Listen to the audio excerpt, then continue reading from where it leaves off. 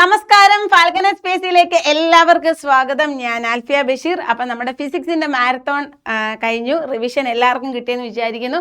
എന്തെങ്കിലും ഡൗട്ട് ഉണ്ടെങ്കിൽ കമന്റ് സെക്ഷനിൽ ചോദിച്ചാൽ മതി. ഇനി ഈ കൂട്ടത്തിൽ ആരെങ്കിലും ഫിസിക്സിന്റെ മാരത്തോൺ കാണാനുണ്ടെങ്കിൽ മിസ് ചെയ്യരുത്. കാരണം സയൻസ് എന്ന് പറയുമ്പോൾ ഫിസിക്സ്, കെമിസ്ട്രി, ബയോളജിയാണ്. അപ്പോൾ ഫിസിക്സ്, കെമിസ്ട്രി എന്ന് നമ്മൾ ഇനി അടുത്ത ദിവസങ്ങളിൽ നമുക്ക് ബയോളജിയുടെ മാരത്തോണും കാണാം. ഓക്കെ, അപ്പോൾ ഇന്നത്തെ മാരത്തോണിന്റെ പ്രത്യേകത എന്താണെന്ന് വെച്ചാൽ നമ്മൾ ഓരോ റിപ്പീറ്റഡ് ആയിട്ട് ചോദിച്ചിട്ടുള്ള ഇനി ചോദിക്കാൻ ചാൻസ് ഉള്ള ക്വസ്റ്റ്യൻസ് ഇൻക്ലൂഡ് ചെയ്തിരിക്കുന്നത്. അതുമായിട്ട് ബന്ധപ്പെട്ട ഫുൾ SCRT കണ്ടന്റ് ഞാൻ ഇന്നിവിടെ ഡിസ്കസ് ചെയ്യുന്നുണ്ട്. അപ്പോൾ ഇന്നത്തെ കെമിസ്ട്രിയുടെ മാരത്തോണിലൂടെ നിങ്ങൾക്ക് full revision plus SCRT content റിവിഷനൂടെ കിട്ടും. ഓക്കെ ആണല്ലോ? ഓക്കെ, അപ്പോൾ ശരി, നമുക്ക് സ്റ്റാർട്ട് ചെയ്യാം. ഒന്നാമത്തെ ചോദ്യം, അറ്റോമിക ഓർബിറ്റലുകളുടെ ഊർജം വർദ്ധിച്ചു വരുന്ന ക്രമത്തിൽ ഇലക്ട്രോണുകൾ നിറയണം എന്ന് പ്രസ്താവിക്കുന്ന തത്വം ഏതാണ്? അതായത് ഊർജം കുറഞ്ഞ ഓർബിറ്റിൽ ആദ്യം ഇലക്ട്രോൺ നിറയ്ക്കണം, എന്നിട്ട് മാത്രമേ ഊർജം കൂടിയെടുത്തോട്ട് നിറയ്ക്കാൻ പാടുള്ളൂ. അങ്ങനെ പറയുന്ന ആ ഒരു വിന്യാസം, ഇലക്ട്രോൺ നിറയ്ക്കുന്ന ആ ഒരു ക്രമം പറയുന്ന തത്വത്തിനെയാണ് നമ്മൾ ഓഫ് പാത്ത് തത്വം എന്ന് പറയുന്നത്. ഇപ്പം ഒരു ക്ലാസ്സിൽ തന്നെ ടീച്ചർ പഠിപ്പിച്ചുകൊണ്ടിരിക്കുമ്പോൾ കുറേ കുട്ടികൾ വരുവാണെങ്കിൽ പറയത്തില്ലേ, ഫ്രണ്ട് ബെഞ്ച് ഫില്ല് ചെയ്തിട്ട് ബാക്കിലോട്ട് പോകാമെന്ന്. അതായത് ഊർജം കുറഞ്ഞ ഓർബിറ്റിൽ ഫില്ല് ചെയ്തിട്ട് മാത്രമേ ഊർജം കൂടിയ ഓർബിറ്റിലേക്ക് ഇലക്ട്രോൺസ് പോകത്തുള്ളൂ, ഇലക്ട്രോൺസിനെ ഫില്ല് ചെയ്യാൻ പാടുള്ളൂ. അപ്പൊ ഇങ്ങനെ പറയുന്ന തത്വമാണ് നമ്മൾ എന്തോ തന്നെ ഓഫ് പാത്ത് തത്വം. ഒരു എക്സാമ്പിൾ വെച്ചിട്ട് തന്നെ പറയാം. സോഡിയത്തിന്റെ അറ്റോമിക് നമ്പർ 11. ഓക്കെ, ഇതിന്റെ ഇലക്ട്രോൺ കോൺഫിഗറേഷൻ നമുക്ക് 1s2, 2s2, 2p6, 3s1 ഇങ്ങനെ എഴുതുന്നത്. അതായത് എസ്സിൽ ഏറ്റവും കുറവ്, ഈ 1s ഓർബിറ്റിലല്ലേ ഏറ്റവും ഊർജം കുറവ്, അവിടെ നിറച്ചു, അവിടെ ഫില്ലായി, ഇവിടെ ഫില്ലായി. അത് കഴിഞ്ഞിട്ട് പിയിൽ മാക്സിമം 6 പറ്റുന്നത്, അതും ഫില്ലായിട്ടാണ് 3s പോയിരിക്കുന്നത്. അപ്പം ഏറ്റവും കുറഞ്ഞ ഊർജ്ജം ഉള്ളത് ഫില്ല് ചെയ്തിട്ട് മാത്രമേ കൂടിയെടുത്തേക്ക് പോകാവൂ. അങ്ങനെ പറയുന്ന തത്വമാണ് ഇത് ഓഫ് പാത്ത് തത്വം. ഓക്കെ, ഇനി ഇമ്പോർട്ടൻ്റ് ആണ്, പ്രോട്ടോണിന്റെയും ന്യൂട്രോണിന്റെയും ഇലക്ട്രോണിന്റെയും മാസും ചാർജും പഠിച്ചിരിക്കണം. ഓക്കെ, അപ്പം നമുക്ക് ആദ്യം ചാർജ് ഒന്ന് പഠിക്കാം. നോക്കിയേ, 1.602 × 10⁻⁻90. നിങ്ങൾക്കറിയാം പ്രോട്ടോണിന്റെ ചാർജ് പോസിറ്റീവ് ആണ്, ഇലക്ട്രോണിന്റെ ചാർജ് നെഗറ്റീവ് ആണ്, ന്യൂട്രോണിന് ചാർജ് ഇല്ല. ന്യൂട്രോണിന് ചാർജ് ഇല്ല. ഓക്കെ, അപ്പൊ ഈ ചാർജ്, നമുക്ക് ചാർജ് പഠിക്കാൻ വേണ്ടിയിട്ട് ഒരു ചെറിയ കോഡ് പറഞ്ഞുതരാം. നോക്കിയേ, ഒരു ആറാം ക്ലാസ്സുകാരൻ 0 മാർക്ക് വാങ്ങിച്ചു. ഓക്കെ, ഒരു 6ാം ക്ലാസ്സുകാരൻ 0 മാർക്ക് വാങ്ങിച്ചു. 6ാം ക്ലാസ്സുകാരൻ 0 മാർക്ക് വാങ്ങിച്ചെന്ന് പറയുമ്പോഴത്തേക്കും എന്തൊരു നാണക്കേടാ അല്ലേ?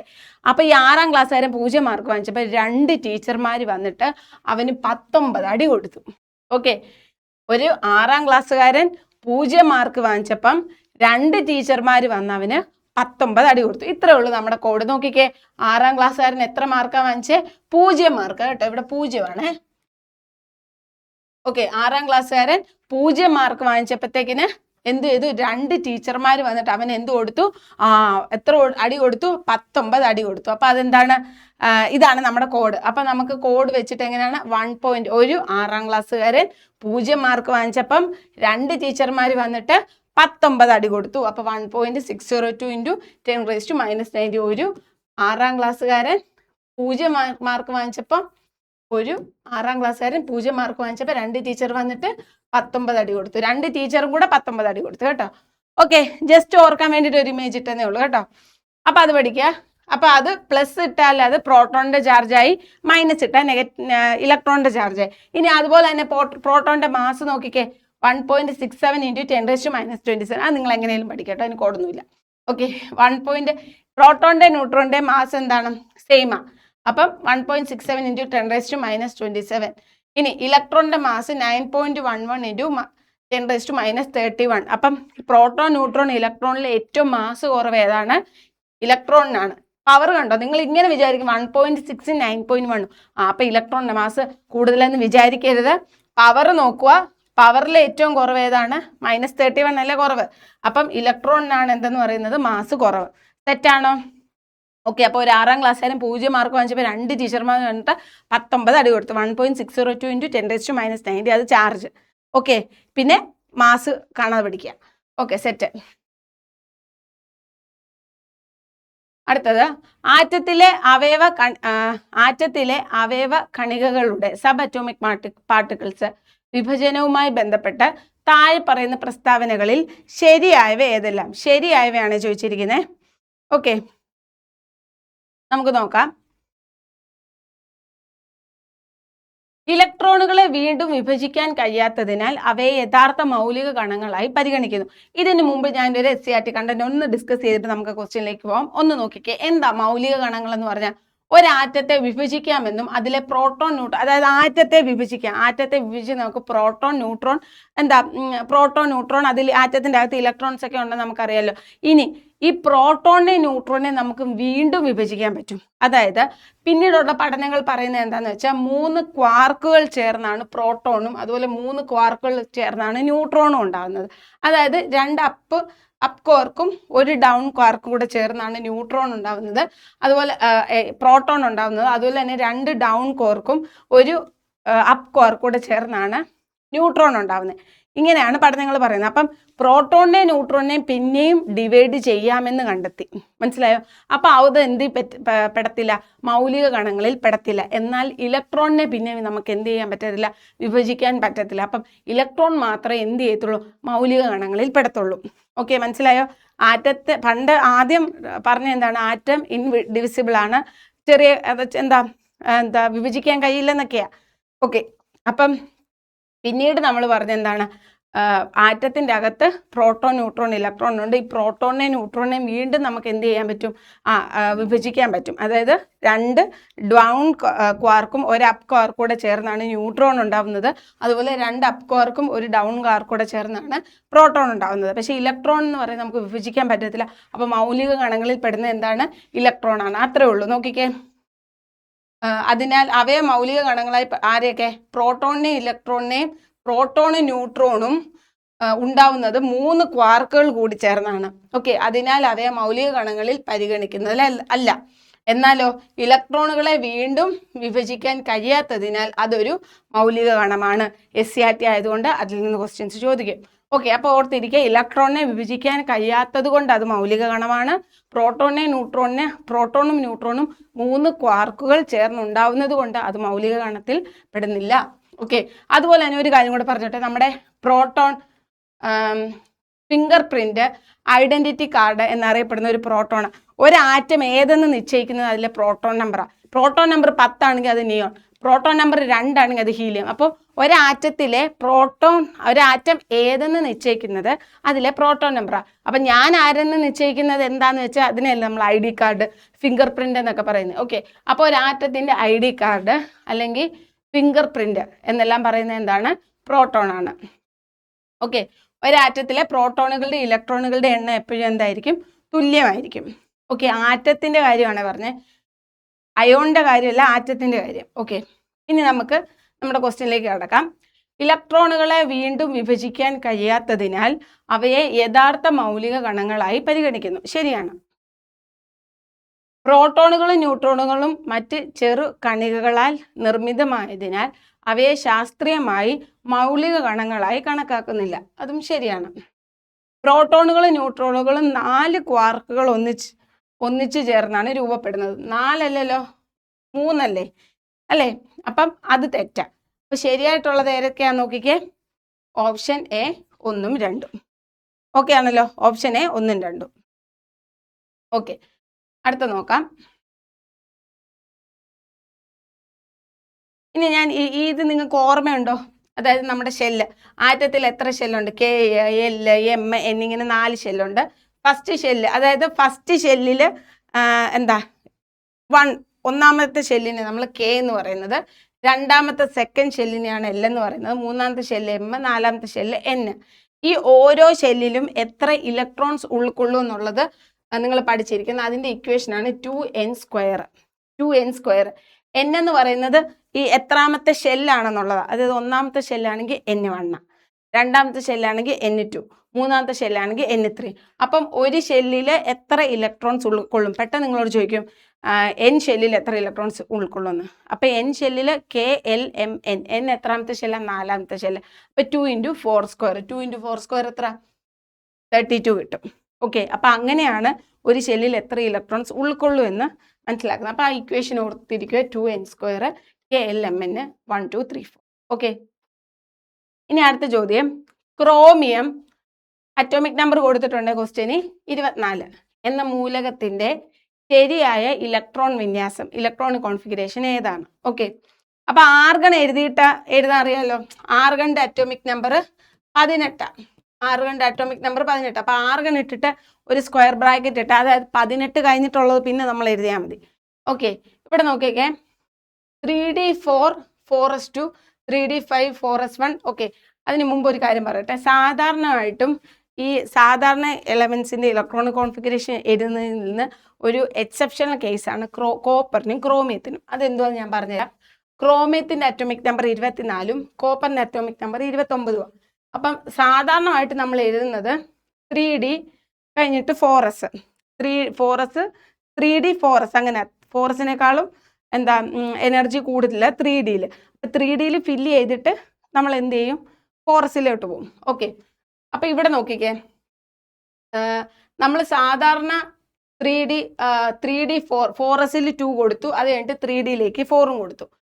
ഇനി നോക്കിക്കേ, ഔട്ടർ മോസ്റ്റ് ഷെൽ എന്ന് പറയുന്നത് ഇവിടെ വരുന്നത് 3d കാരണം നമ്മൾ ഓഫ് പ്രിൻസിപ്പിൾ അനുസരിച്ച് 1s നോക്കിക്കേ, 1s 2s 3s 1s 2s 2p 3s 3p. അത് കഴിഞ്ഞിട്ട് ശരിക്കും 3d ആണ് വരേണ്ടത്. പക്ഷേ ഡിയേക്കാളും എനർജി ഒത്തിരി കുറവാ എസിന്, 4sന്. അതുകൊണ്ട് 4s കഴിഞ്ഞിട്ടാണ് എന്ത് വരുന്നത്, 3d വരുന്നത്. 4s കഴിഞ്ഞിട്ടാണ് എന്ത് വരുന്നത്, 3d വരുന്നത്. ഓക്കെ ആണല്ലോ. ഓക്കെ, അപ്പം നമ്മൾ എന്താ ചെയ്യുന്നത്, സാധാരണമായിട്ട് ഇവിടെ 2 ഇവിടെ 2 6 2 6 ഇവിടെ 2 കൊടുക്കും, ബാക്കിയുള്ള 4 അവിടെയും കൊടുക്കും. അങ്ങനെയാണ് ചെയ്യുന്നത്. പക്ഷേ ഇവിടെ എങ്ങനെയാന്ന് വെച്ചാൽ 4sൽ 1 കൊടുത്തിട്ടാണ് നമ്മൾ 3dയിൽ 5 കൊടുക്കുന്നത്. എന്താണെന്ന് വെച്ചാൽ ഹാഫ് ഫിൽഡ് എന്താ കോൺഫിഗറേഷൻ എന്ന് പറഞ്ഞൊരു സംഭവം ഉണ്ട്. അതായത് നമ്മൾ പറഞ്ഞില്ല ഔട്ടർ മോസ്റ്റ് ഷെല്ലിൽ 8 വരുവാണെങ്കിൽ അത് സ്റ്റേബിളാണ്. അതുപോലെ ഈ ഡിയിൽ ഉൾക്കൊള്ളാവുന്ന ഇലക്ട്രോണിൻ്റെ എണ്ണം എന്ന് പറയുന്നത് 10. 10 എണ്ണം ഇല്ലെങ്കിലും 5 എണ്ണം ഉണ്ടെങ്കിൽ അത് സ്റ്റേബിളാണെന്ന് നമുക്ക് പറയാൻ പറ്റും. ഹാഫ് ഫിൽഡ് ആണ്, കുറച്ചുകൂടെ എന്താ സ്റ്റേബിൾ ആയിരിക്കും. അപ്പം ഇവിടെ 3s2 കൊടുത്തിട്ട് ഇവിടെ 3d കൊടുക്കുന്നതിലും ഇവിടെ 1 കൊടുത്തിട്ട് ആ ഒരെണ്ണത്തെ അപ്പുറത്ത് കൊടുക്കുകയാണെങ്കിൽ അതങ്ങ് ഹാഫ് ഫിൽഡ് ആയില്ലേ.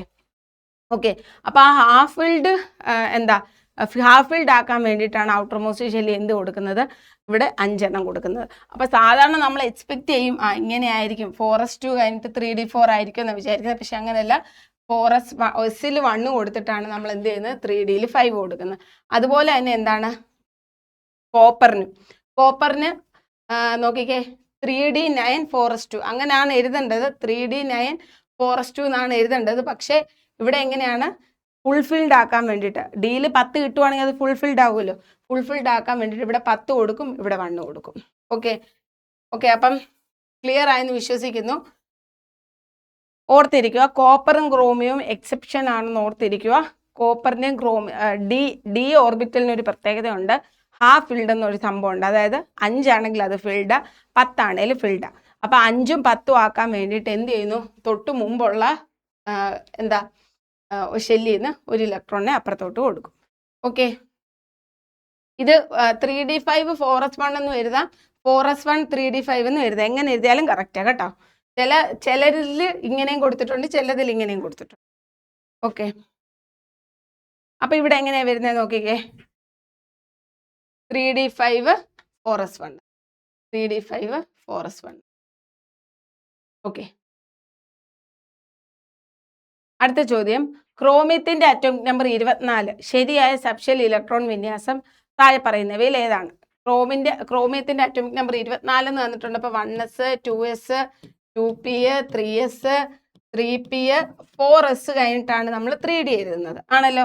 ഇനി നിറയ്ക്കാം, 2 4 ഇവിടെ 6 ഇവിടെ 2 6 2 അല്ലേ. നിങ്ങൾക്കറിയാലോ എസ്സിൽ 2 പിയിൽ 6 ആണ് കൊള്ളുന്നത്, ഡിയിൽ 10 എഫിൽ 14. ഓക്കെ, അപ്പൊ ഇവിടെ നോക്കിക്കേ, 2 4 10ആയി 12 12ഉം 6ഉം 18 18ഉം 2ഉം 20. ഇനി 4 എണ്ണം കൂടെ കൊടുക്കും. സാധാരണമായിട്ട് നമ്മൾ ഇങ്ങനെയായിരിക്കും കൊടുക്കുന്നത്. പക്ഷെ മുമ്പേ നമ്മൾ പറഞ്ഞ ആ റൂൾ അനുസരിച്ച് എന്താണ്, തൊട്ട് അടുത്ത ഷെല്ലിൽ ഒരെണ്ണത്തെ എന്ത് ചെയ്യുന്നു, ഇങ്ങോട്ടേക്ക് വാങ്ങിക്കുന്നു. അപ്പം 3d5. ഓക്കെ.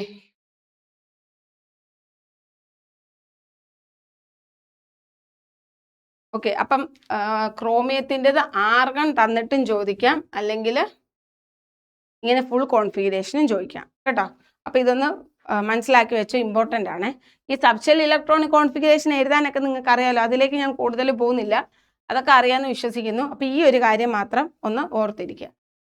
അടുത്തത് അസിമുത്തൽ ക്വാണ്ടം നമ്പർ L2 ആയിരിക്കുന്ന ഒരു സബ്ഷെല്ലിൽ പരമാവധി ഉൾക്കൊള്ളാൻ കഴിയുന്ന ഇലക്ട്രോണുകളുടെ എണ്ണം. ഓക്കെ, ക്വാണ്ടം നമ്പേഴ്സ് 4 എണ്ണം ഉണ്ട്. Principal quantum number, azimuthal quantum number, magnetic quantum number, spin quantum number. അതായത് ഒരു ഇലക്ട്രോണിൻ്റെ ഒരു ആറ്റത്തിലെ സബ്ഷെല്ലിൻ്റെ സബ്ഷെൽ എങ്ങനെയൊക്കെയാണെന്ന് എക്സ്പ്ലെയിൻ ചെയ്യാൻ വേണ്ടിയിട്ടാണ് നമ്മൾ 4 ക്വാണ്ടം നമ്പേഴ്സ് പറയുന്നത്. അപ്പോൾ L എന്ന് പറഞ്ഞാൽ നിങ്ങളൊന്നും ആലോചിക്കേണ്ട, ഇത്ര ആലോചിച്ചാൽ മതി. L0 ആണെങ്കിൽ അത് S ഷെല്ലായിരിക്കും, S സബ് ഷെല്ലായിരിക്കും. ഓക്കെ, L1 ആണെങ്കിൽ P ആയിരിക്കും, L2 ആണെങ്കിൽ D ആയിരിക്കും, L3 ആണെങ്കിൽ F ആയിരിക്കും. ഓക്കെ, ഇവിടെ നോക്കിക്കേ, L2 എന്ന് പറയുമ്പോൾ അത് ഏതാണ്? D sub ഷെല്ലാണ്. L2 എന്ന് പറയുമ്പോൾ അത് ഏതാണ്? D സബ് ഷെല്ലാണ്. നോക്കിക്കേ, L0 ആണെങ്കിൽ S, L1 ആണെങ്കിൽ P, L2 ആണെങ്കിൽ D, L3 ആണെങ്കിൽ F ഓർബിറ്റൽ. ഓക്കെ ആണല്ലോ? ഓക്കെ, ഇനി നമ്മുടെ LDC, ആരെങ്കിലും LDC എഴുതുന്നവർ ഈ കൂട്ടത്തിലുണ്ടെങ്കിൽ LDCയിൽ നമ്മുടെ ബാച്ചിൽ ജോയിൻ ചെയ്യുക. ലിമിറ്റഡ് സീറ്റ്സ് ആണ് കേട്ടോ, ലിമിറ്റഡ് സീറ്റേ ഉള്ളൂ. അപ്പം എത്രയും വേഗം ക്ലോസ് ചെയ്യും. അപ്പം ജോയിൻ ചെയ്തിട്ടില്ലാത്തവർ എത്രയും വേഗം ജോയിൻ ചെയ്യും. ഓക്കെ, കാർബൺ 14 ഐസോടോപ്പിൻ്റെ കാർബൺ ആറ്റത്തിലുള്ള ന്യൂട്രോണുകളുടെ എണ്ണം കണക്കാക്കുക. ഓക്കെ, ന്യൂട്രോണുകളുടെ എണ്ണം കണക്കാക്കുന്ന എങ്ങനെയാണ്? ഒരാറ്റത്തിൻ്റെ ഇവിടെ ഇരുന്നതാണ് നമ്മൾ എന്തെന്ന് പറയുന്നത്? Atomic number. ഓക്കെ, ഇവിടെ ഇരുന്നത് അറ്റോമിക് നമ്പർ, ഇവിടെ ഇരുന്നത് മാസ് നമ്പറുമാണ്. അത് ഒരാറ്റത്തിൻ്റെ മുകളിൽ ഇരുന്നത് മാസ് നമ്പർ, താഴെ ഇരുന്നത് അറ്റോമിക് നമ്പർ. ഇത് തമ്മിലുള്ള ഡിഫറൻസ് ആണ് ന്യൂട്രോൺ നമ്പർ എന്ന് പറയുന്നത്. അപ്പം ന്യൂട്രോൺ നമ്പർ എന്ന് പറയുമ്പോൾ എന്തായിരിക്കും? ന്യൂട്രോൺ നമ്പർ = A - Z, അതായത് mass number minus atomic number ആയിരിക്കത്തില്ലേ? കാർബൺ 14, കാർബണിൻ്റെ അറ്റോമിക് നമ്പർ എത്രയാണ്? 6 ആണ്. ഓക്കെ, സാധാരണ കാർബൺ ആറ്റത്തിൻ്റെ മാസ് വരുന്നത് 12 ആണ്. ഇത് ഐസോടോപ്പാണ്. ഐസോടോപ്പ് എന്ന് പറഞ്ഞാൽ എന്തുവാ? സെയിം പ്രോട്ടോൺ നമ്പറും ഡിഫറൻറ്റ് മാസ് നമ്പറും വരുന്ന മൂലകങ്ങളെ നമ്മൾ ഐസോടോപ്പ് എന്ന് പറയുന്നത്. അപ്പോൾ കാർബണിൻ്റെ ഐസോടോപ്പിൻ്റെ ന്യൂട്രോണിൻ്റെ എണ്ണം തമ്മിൽ മൈനസ് ചെയ്യണം അല്ലേ? 14 - 6. 14 - 6 എന്ന് പറയുമ്പോൾ എത്ര വരുന്നത്? 8 അല്ലേ വരുന്നത്? 8. ഓക്കെ, അതുപോലെ തന്നെ നമുക്ക് 10th പ്രിലിംസിൻ്റെ മോഡൽ എക്സാം, 10th പ്രിലിംസിന് വേണ്ടിയിട്ട് model exams 20 set question paper അടങ്ങുന്ന ബുക്ക് അവൈലബിൾ ആണ് നമ്മുടെ ആപ്പിൽ. ബുക്ക് യൂസ്ഫുൾ ആക്കാത്തവർ എത്രയും വേഗം അതൊന്ന് നിങ്ങൾ വർക്കൗട്ട് ചെയ്യുക. കാരണം നിങ്ങൾക്ക് ഭയങ്കര യൂസ്ഫുള്ളാണ്. കാരണം അത്രയും ക്വസ്റ്റ്യൻ പേപ്പർ വർക്കൗട്ട് ചെയ്യുക എന്ന് പറഞ്ഞാൽ പിന്നെ നിങ്ങൾക്ക് എക്സാം ഒക്കെ ഉറപ്പായിട്ടും കിട്ടും. ടൈം മാനേജ്മെൻറ്റും അഡ്ജസ്റ്റ് ചെയ്യാൻ പറ്റും. ഓക്കെ, അടുത്തത് ആറ്റത്തിലെ ഒരു നിശ്ചിത ഓർബിറ്റിൽ കറങ്ങുന്ന ഇലക്ട്രോണിൻ്റെ കൃത്യമായ സ്ഥാനവും അതിൻ്റെ ആക്കവും ഒരേ സമയം കൃത്യമായി അളക്കാൻ കഴിയില്ലെന്ന് കണ്ടെത്തിയ ശാസ്ത്രജ്ഞൻ ആരാണ്? ഓക്കെ, അപ്പം അങ്ങനെ പറഞ്ഞ ശാസ്ത്രജ്ഞൻ്റെ പേരാണ്, സയൻറ്റിസ്റ്റിൻ്റെ പേരാണ് ഹെയ്സൻബർഗ്. അൺസർട്ടനിറ്റി പ്രിൻസിപ്പിൾ നിങ്ങൾ കേട്ടിട്ടുണ്ടോ? അതായത് ഒരു ചെറിയ ഇലക്ട്രോൺ പോലെ, നോക്കിക്കേ, ഇലക്ട്രോൺ എന്ന് പറഞ്ഞിട്ടില്ല, ഇലക്ട്രോൺ പോലെയുള്ള ചെറിയ പാർട്ടിക്കിൾസിൻ്റെ പൊസിഷനും മൊമെൻറ്റവും ഒരേ സമയത്ത് ഒരേപോലെ അളക്കാൻ പറ്റില്ല. അതായത് ഇപ്പം ഇലക്ട്രോണിൻ്റെ പൊസിഷൻ നമുക്ക് ആക്യുറേറ്റ് ആയിട്ട് കിട്ടിയെന്ന് വിചാരിച്ചോ. ആ സമയത്തെ മൊമെൻറ്റം നമ്മൾ നോക്കുകയാണെങ്കിൽ ആ മൊമെൻറ്റത്തിൽ ഒരു എറർ വന്നിരിക്കും. അതായത് പൊസിഷൻ കറക്റ്റായിട്ട് കിട്ടിയാൽ അവിടെ മൊമെൻറ്റത്തിൽ എറർ വരും, മൊമെൻറ്റം കറക്റ്റായിട്ട് കിട്ടിയാൽ പൊസിഷൻ എറർ വരും. അതായത് ഒരു ഇലക്ട്രോൺ പോലുള്ള ചെറിയ കണികകളുടെ മൊമെൻറ്റവും പൊസിഷനും ഒരേ സമയം കൃത്യമായി നമുക്ക് അളക്കാൻ പറ്റില്ല. ചെറിയ എറർ, ഒരെണ്ണം കൃത്യമായിട്ട് കിട്ടിയിട്ടുണ്ടെങ്കിൽ മറ്റൊന്നിന് ഉറപ്പായിട്ട് ഒരു ചെറിയ അൺസർട്ടനിറ്റി വന്നിരിക്കും, എറർ വന്നിരിക്കും. ഇതിനെയാണ് അൺസർട്ടനിറ്റി പ്രിൻസിപ്പിൾ, അനിശ്ചിതത്വ തത്വം എന്ന് പറയും. അനിശ്ചിത തത്വം.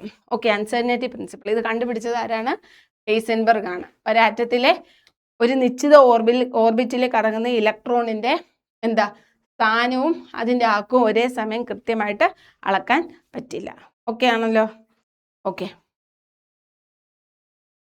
കാഥോഡ് കിരണങ്ങൾ കാന്തിക മണ്ഡലത്തിലൂടെ കടന്നു പോകുമ്പോൾ പോസിറ്റീവ് പ്ലേറ്റിലേക്ക് ആകർഷിക്കപ്പെടുന്നു എന്ന് തെളിയിച്ച ഇലക്ട്രോണിന്റെ ചാർജ് കണ്ടെത്താൻ വഴി തുറന്ന ശാസ്ത്രജ്ഞൻ ആരാണ്?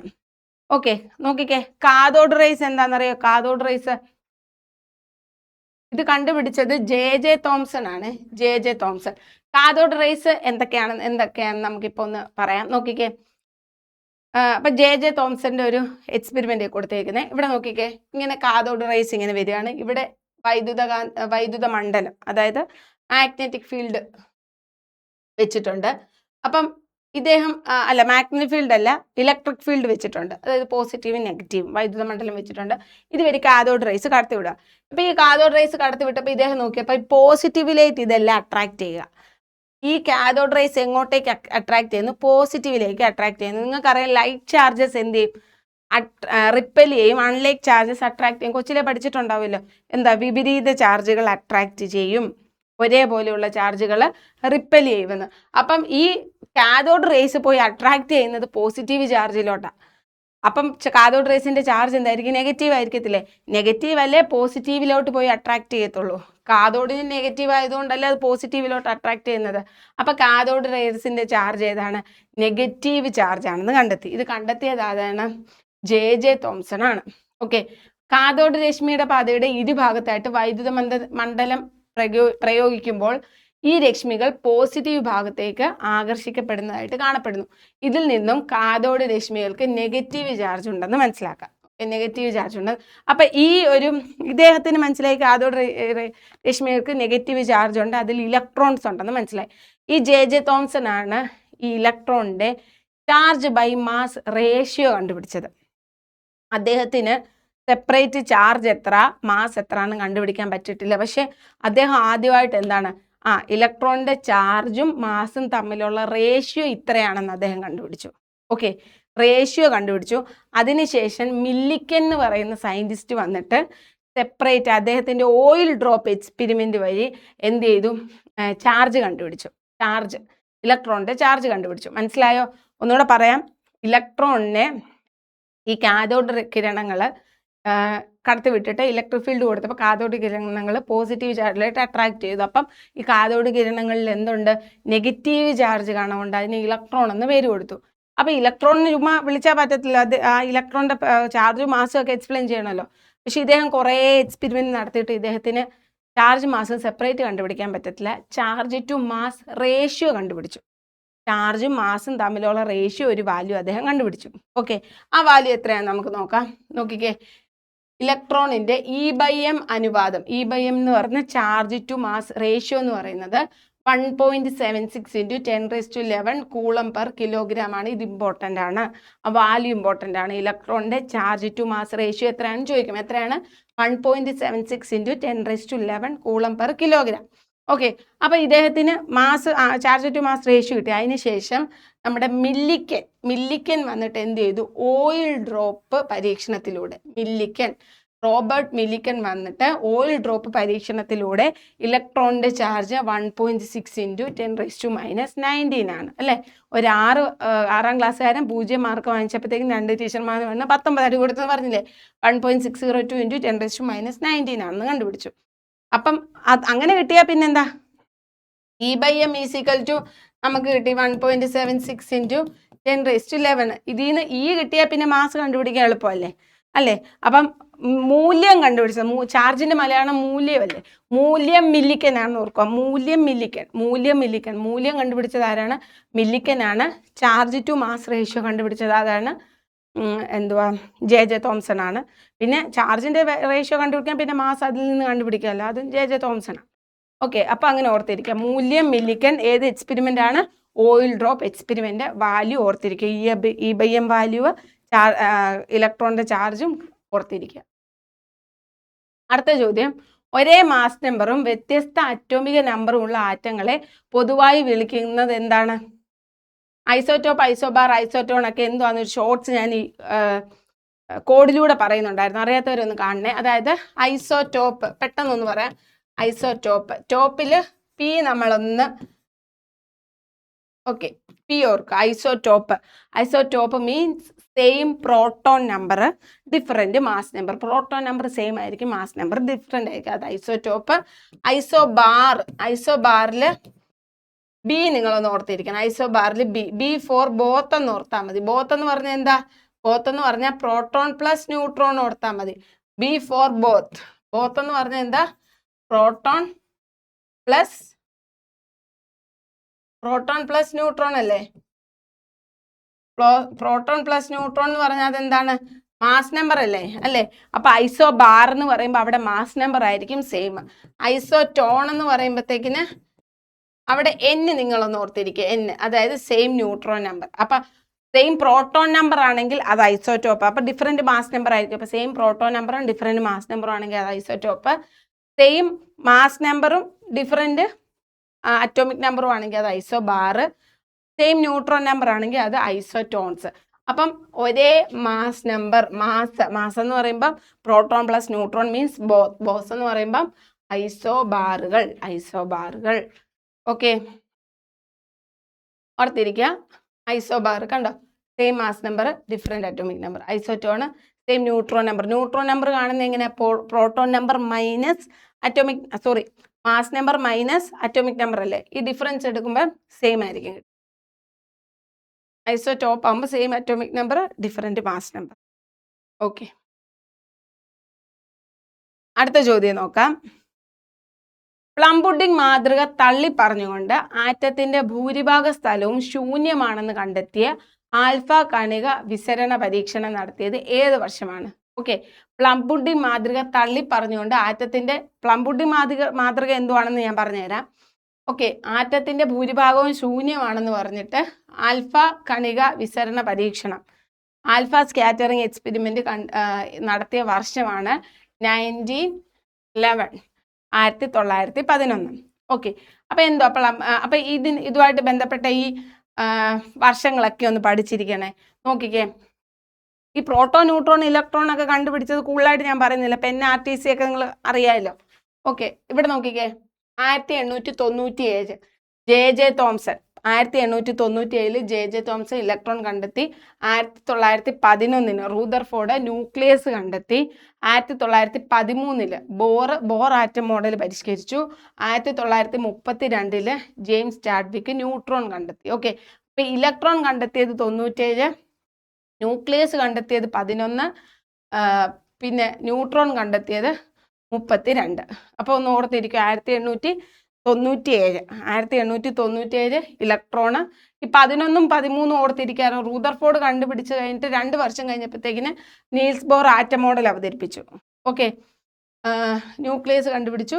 അതുപോലെ തന്നെ 32 ജെയിംസ് ചാഡ്വിക്ക് ന്യൂട്രോൺ കണ്ടുപിടിച്ചു. ഓക്കെ, ആറ്റത്തിന്റെ പ്ലം പുഡിംഗ് മോഡൽ എന്തുവാന്ന് വെച്ചാൽ JJ തോംസൺ എന്തോ പറഞ്ഞതെന്നറിയാവോ? ആറ്റം എന്ന് പറയുന്നത് ഒരു പ്ലം കേക്ക് പോലെയാണ്, അല്ലെങ്കിൽ ഒരു വാട്ടർമെലൺ മോഡൽ എന്ന് പിന്നെ പറയും. ഒരു തണ്ണിമത്തങ്ങ പോലെയാണ്. അതായത് തണ്ണിമത്തങ്ങയിലെ ചുമന്ന ഭാഗം എങ്ങനെയാ? ഇങ്ങനെ സ്പ്രെഡായിട്ട് കിടക്കുക. അതിൻ്റെ അകത്ത് ചെറിയ ബ്ലാക്ക് സീഡില്ലേ, അതുപോലാണ് ആറ്റവും. ആറ്റത്തിൽ പോസിറ്റീവ് ചാർജ് എന്ന് പറയുന്നത് ഈ തണ്ണിമത്തങ്ങയിലെ ചുമന്നതുപോലെ ഇങ്ങനെ സ്പ്രെഡായിട്ട് കിടക്കുകയാണ്. നെഗറ്റീവ് ചാർജ് എന്ന് പറയുന്നത് വാട്ടർമെലണിലെ സീഡ് പോലെ ഇങ്ങനെ അവിടെ ഇവിടെയൊക്കെ ആയിട്ട് ചിതറി കിടക്കുന്നതാണ് എന്തെന്ന് പറയുന്നത് ഇലക്ട്രോൺ എന്നാണ് പ്ലം പുഡിംഗ് മോഡൽ പറയുന്നത്. അതുകൊണ്ട് ഇത് പ്ലം പുഡിംഗ് മോഡൽ അല്ലെങ്കിൽ വാട്ടർമെലൺ മോഡൽ. ഈ പ്ലം കേക്ക് കണ്ടിട്ടില്ലേ നിങ്ങൾ? ബ്രൗൺ പാർട്ടായിരിക്കും ഫുള്ള്, ചെറിയ സീഡ്. അപ്പോൾ ബ്രൗൺ പാർട്ട് പോസിറ്റീവും ചെറിയ സീഡ് നെഗറ്റീവും അതായി കൊടുത്തിരിക്കുന്നത്. ഓക്കെ, അതാണ് പ്ലം പുഡിംഗ് മോഡൽ എന്ന് പറയുന്നത്. ഓക്കെ, അപ്പം പ്ലം പുഡിംഗ് മോഡൽ എന്നാണ്, അല്ല ഇലക്ട്രോണിനെ കണ്ടുപിടിച്ചത് എന്നാണ് 1897. ഓക്കെ, റേഡിയോ ആക്ടിവിറ്റി ഓർത്തോണം. എന്തൊക്കെയാണ്? ആൽഫ കിരണം, ബീറ്റ കിരണം, യുറേനിയം, തോറിയം തുടങ്ങിയ മൂലകങ്ങൾ എന്ത് ചെയ്യുന്നു? സ്വയം ചില വികിരണങ്ങൾ പുറത്തുവിടുന്നു. അതായത് ചില ഈ യുറേനിയം, തോറിയം പോലുള്ള മൂലകങ്ങൾ എന്ത് ചെയ്യണമെന്ന് പറയാം, അവർക്ക് സ്റ്റേബിൾ ആവാൻ വേണ്ടി അവർ കുറേ കിരണങ്ങളെ പുറത്ത് വിട്ടിട്ട് സ്റ്റേബിൾ ആവാൻ ശ്രമിക്കും. അങ്ങനെ ഉള്ള മൂലകങ്ങളാണ് റേഡിയോ ആക്റ്റീവ് മൂലകങ്ങൾ എന്ന് പറയുന്നത്. ഓക്കെ, ഈ ഒരു പ്രതിഭാസത്തെയാണ് റേഡിയോ ആക്ടിവിറ്റി എന്ന് പറയുന്നത്. ഇവർ പുറത്ത് വിടുന്ന ഊർജ്ജമാണ് ആൽഫ, ബീറ്റ, ഗാമ എന്നൊക്കെ നമ്മൾ പറയുന്നത്. ആൽഫ കിരണം, ബീറ്റ കിരണം, ഗാമ കിരണം ഒക്കെ പറയുന്നത്. ഓക്കെ, അടുത്തത് റൂദർഫോർഡിന്റെ ഗോൾഡ് ഫോയിൽ എക്സ്പെരിമെന്റ്. അപ്പൊ റൂദർഫോർഡിന്റെ ഈ ആൽഫ സ്കാറ്ററിംഗ് എക്സ്പെരിമെന്റ് 1911 ഇതുവഴിയാണ് അദ്ദേഹം എന്ത് കണ്ടുപിടിച്ചത്? ന്യൂട്രോൺ കണ്ടുപിടിച്ചത്. ഓക്കെ, ഇദ്ദേഹത്തിന്റെ പരീക്ഷണത്തിന്റെ പ്രത്യേകത എന്താണെന്ന് വെച്ചാൽ ഇത് നോക്കിക്കുക. ഇതാണ് എന്താ gold foil alpha scattering experiment അല്ലെങ്കിൽ ഗോൾഡ് ഫോയിൽ പരീക്ഷണം എന്ന് പറയുന്നത്. ഇവിടെ എന്താന്ന് വെച്ചാൽ നമ്മൾ റേഡിയോ ആക്ടിവിറ്റി എന്താന്ന് പഠിച്ചല്ലോ. അതായത് ഇപ്പൊ ഈ യുറേനിയം ഒക്കെ എന്താണ് ഒരു കിരണം ആൽഫ ബീറ്റ ഗാമ എന്നൊക്കെയുള്ള എന്താ റേസ് പുറത്ത് വിടത്തില്ലേ, ഇതിനെയാണ് റേഡിയോ ആക്റ്റീവ് ആയിട്ടുള്ള ആ എലമെന്റ്സിനെയാണ് റേഡിയോ ആക്റ്റീവ് എലമെന്റ്സ് എന്ന് പറയുന്നത്. അപ്പം അതുപോലെ ഒരു റേഡിയോ ആക്റ്റീവ് എലമെന്റിനെ ഇവിടെ വെച്ചു. ഓക്കെ, എന്നിട്ട് ആൽഫ കിരണം എന്ത് ചെയ്തു? കടത്തിവിട്ടു. ആൽഫ കിരണം കടത്തി വിട്ടിട്ട് ഇവിടെ ഒരു ഗോൾഡ് ഫോയിൽ, നമ്മൾ ഈ അലൂമിനിയം ഫോയിൽ പേപ്പറൊക്കെ വീട്ടിൽ കിച്ചണിൽ യൂസ് ചെയ്യത്തില്ല, അതിൻ്റെ തന്നെ ഗോൾഡ് തിൻ ഷീറ്റിന് വേണ്ടിയിട്ടാണ് ഗോൾഡ് ഫോയിൽ, ഏറ്റവും തിന്നായിട്ടുള്ളത് ഗോൾഡ് അല്ലേ. അപ്പം ഗോൾഡ് ഫോയിൽ എടുത്തു. എന്നിട്ട് എന്ത് ചെയ്തു? ഇവിടുന്ന് ഈ ആൽഫ കിരണങ്ങളെ കടത്തിവിട്ടു. കടത്തിവിട്ടിട്ട് ഇതിലേക്ക് പതിപ്പിച്ചു. എങ്ങോട്ട്? ഈ ഗോൾഡ് ഫോയിലേക്ക് പതിപ്പിച്ചു. ഇവിടെ ഒരു സ്ക്രീൻ വെച്ചിട്ടുണ്ട്. എന്തിനാ സ്ക്രീൻ വെച്ചിട്ടെന്ന് ചോദിച്ചാൽ ഈ ഇവിടെ പതിച്ച കിരണങ്ങൾ ഈ സ്ക്രീനിൽ വന്ന് പതിക്കുവോ എന്നറിയാൻ സിങ്ക് സൾഫൈഡിൻ്റെ ഒരു സ്ക്രീനും വെച്ചിട്ടുണ്ട്. ഇതാണ് എക്സ്പെരിമെൻ്റ് എന്ന് പറയുന്നത്. ഇതെന്തിനാ മനസ്സിലാക്കി നിങ്ങൾ പഠിക്കുന്നതെന്ന് വെച്ചാൽ സ്റ്റേറ്റ്മെൻറ്റ് വൈസ് ക്വസ്റ്റ്യൻസ് ചോദിക്കാം. റൂദർഫോർഡിൻ്റെ എന്താ ഗോൾഡ് ഫോയിൽ എക്സ്പെരിമെൻറ്റുമായിട്ട് ബന്ധപ്പെട്ട് ശരിയായവ ഏതെന്ന് ചോദിക്കാം.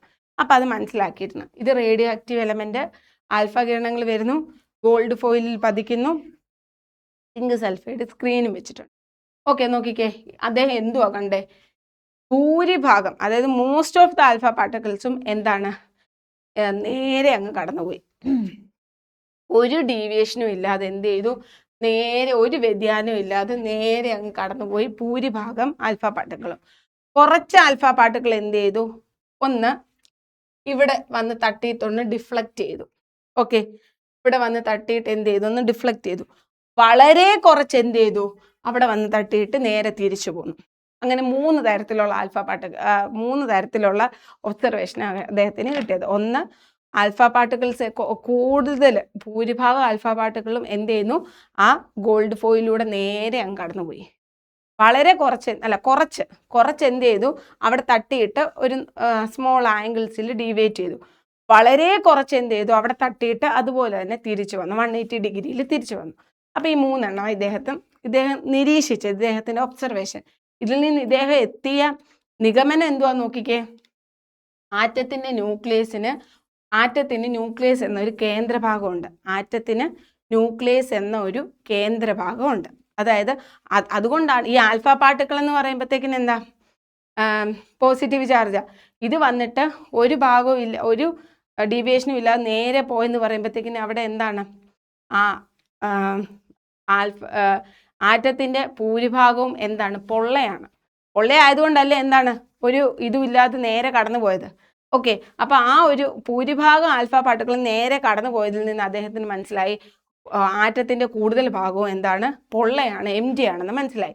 അതുപോലെ തന്നെ ന്യൂക്ലിയസ്, കുറച്ച് ആൽഫ പാർട്ടിക്കിൾ എന്ത് ചെയ്യും? തിരിച്ചു വന്നില്ലേ. അതായത് ന്യൂക്ലിയസ് ഒന്നൊരു കേന്ദ്രഭാഗമുണ്ട്. ന്യൂക്ലിയസിൻ്റെ ചാർജ് പോസിറ്റീവ് ആയതുകൊണ്ടല്ലേ ഇതെന്ത് ചെയ്യും? റിപ്പൽ ചെയ്ത് വന്നത്. ഓക്കെ, അപ്പോൾ ആറ്റത്തിന് ന്യൂക്ലിയസ് എന്നൊരു കേന്ദ്രമുണ്ട്. ആറ്റത്തിൻ്റെ വലുപ്പമായി താരതമ്യം ചെയ്യുമ്പോൾ ന്യൂക്ലിയസിൻ്റെ വലുപ്പം വളരെ കുറവാണ്. ആറ്റത്തിൻ്റെ വലുപ്പം ഇത്രയുണ്ടെങ്കിൽ ന്യൂക്ലിയസിൻ്റെ വലുപ്പം ചെറുതാ എന്ന് പറഞ്ഞാൽ എന്താ? ആറ്റത്തിൻ്റെ അകം ഫുള്ള് പൊള്ളയാണ്. ആറ്റത്തിന് വലിപ്പം മാത്രമേ ഉള്ളൂ, ന്യൂക്ലിയസിലായിരിക്കും കൂടുതൽ മാസും കോൺസെൻട്രേറ്റ് ചെയ്ത് വെച്ചിരിക്കുന്നത്. മനസ്സിലായോ? ആറ്റത്തിന് വലിപ്പമുണ്ട്, ന്യൂക്ലിയസ് അതിൻ്റെ നടുക്കുണ്ട്. ആറ്റത്തിന് വലിപ്പം ഉണ്ടെങ്കിലും കൂടുതൽ ഭാഗവും പൊള്ളയാണ്. ആറ്റത്തിൻ്റെ കൂടുതൽ മാസും കോൺസെൻട്രേറ്റ് ചെയ്തിരിക്കുന്നത് എവിടെയാണ്? ന്യൂക്ലിയസിലാണ്. ആറ്റത്തിൻ്റെ മാസ് കോൺസെൻട്രേറ്റ് ചെയ്തിരിക്കുന്നത് എവിടെയാണ്? ന്യൂക്ലിയസിലാണ്. ഓക്കെ, ആറ്റത്തിൻ്റെ മുഴുവൻ പോസിറ്റീവ് ചാർജ് മാസ് ഏകദേശം പൂർണ്ണമായും ന്യൂക്ലിയസിലാണ് കേന്ദ്രീകരിച്ചിരിക്കുന്നത്. ഇലക്ട്രോണുകൾ ന്യൂക്ലിയസിന് ചുറ്റും വൃത്താകൃതിയിലുള്ള ഓർബിറ്റിൽ വളരെ വേഗത്തിൽ പ്രദക്ഷിണം ചെയ്യുന്നു. ഇത് ഇത്രയാണ് റൂദർഫോർഡിൻ്റെ നിഗമനം. ആറ്റത്തിന് ന്യൂക്ലിയസ് എന്നൊരു കേന്ദ്രഭാഗമുണ്ട്. ആറ്റത്തിൻ്റെ വലുപ്പവുമായിട്ട് നോക്കുമ്പോൾ ന്യൂക്ലിയസ് വളരെ ചെറുതാണ്, പക്ഷെ മാസ് കോൺസെൻട്രേറ്റ് ചെയ്തിരിക്കുന്നത് ന്യൂക്ലിയസിലാണ്. ഇലക്ട്രോൺ ന്യൂക്ലിയസിന് ചുറ്റും ഓർബിറ്റിലാണ് കറങ്ങുന്നത്. ഓക്കെ, അടുത്ത ചോദ്യം. റൂദർഫോർഡിന്റെ ആറ്റം മാതൃകയുമായി ബന്ധപ്പെട്ട് പറയുന്ന പ്രസ്താവനകളിൽ ശരിയായവ ഏതെല്ലാം? ഞാൻ പറഞ്ഞില്ലേ ഇങ്ങനെ സ്റ്റേറ്റ്മെന്റ് വൈസ് ക്വസ്റ്റ്യൻസ് ചോദിക്കും. അപ്പം നിങ്ങൾ ആ ഒരു എക്സ്പെരിമെൻ്റ് എന്തുവാ, അതിൽ നിന്ന് കണ്ടെത്തിയ നിഗമനം എന്തുവാന്ന് മനസ്സിലാക്കാൻ നിങ്ങൾക്ക് ഇത് എഴുതാൻ പറ്റത്തില്ല. അപ്പം എന്താണ് റേഡിയോ ആക്റ്റീവ് എലമെൻറ്റ് ഗോൾഡ് ഫോയിലിൽ തട്ടിവിടുന്നു, കൂടുതലും ആൽഫ പാർട്ടിക്കിളും ഒരു ഡീവിയേഷനും ഇല്ലാതെ നേരെ പോകുന്നു, കുറച്ച് ആൽഫ പാർട്ടിക്കിൾ തട്ടിയിട്ട് സ്മോൾ ആംഗിൾസിൽ പോകുന്നു, വളരെ കുറച്ച് അവിടെ തട്ടിയിട്ട് തിരിച്ചു വരും. ആറ്റത്തിന്റെ ന്യൂക്ലിയസ് എന്നൊരു കേന്ദ്രഭാഗമുണ്ടെന്നും ആദ്യമായി കണ്ടെത്തിയത് റുദർഫോർഡാണ്. ആറ്റത്തിന്റെ വലുപ്പവുമായി താരതമ്യം ചെയ്യുമ്പോൾ അതിന്റെ ന്യൂക്ലിയസിന്റെ വലുപ്പം അതീവ കൂടുതലാണ്. തെറ്റാണ്. ആറ്റത്തിന്റെ വലുപ്പമായിട്ട് താരതമ്യം ചെയ്യുമ്പോൾ ന്യൂക്ലിയസിന്റെ വലുപ്പം വളരെ കുറവാണ്. ആറ്റത്തിന് മുഴുവൻ പോസിറ്റീവ് ചാർജും മാസും ഏതാണ്ട് പൂർണ്ണമായി ന്യൂക്ലിയസിലാണ് കേന്ദ്രീകരിച്ചിരിക്കുന്നത്. അത് ശരിയാണ്. അപ്പൊ ശരിയായിട്ടുള്ളത് ഏതൊക്കെയാണ്? 1, 3.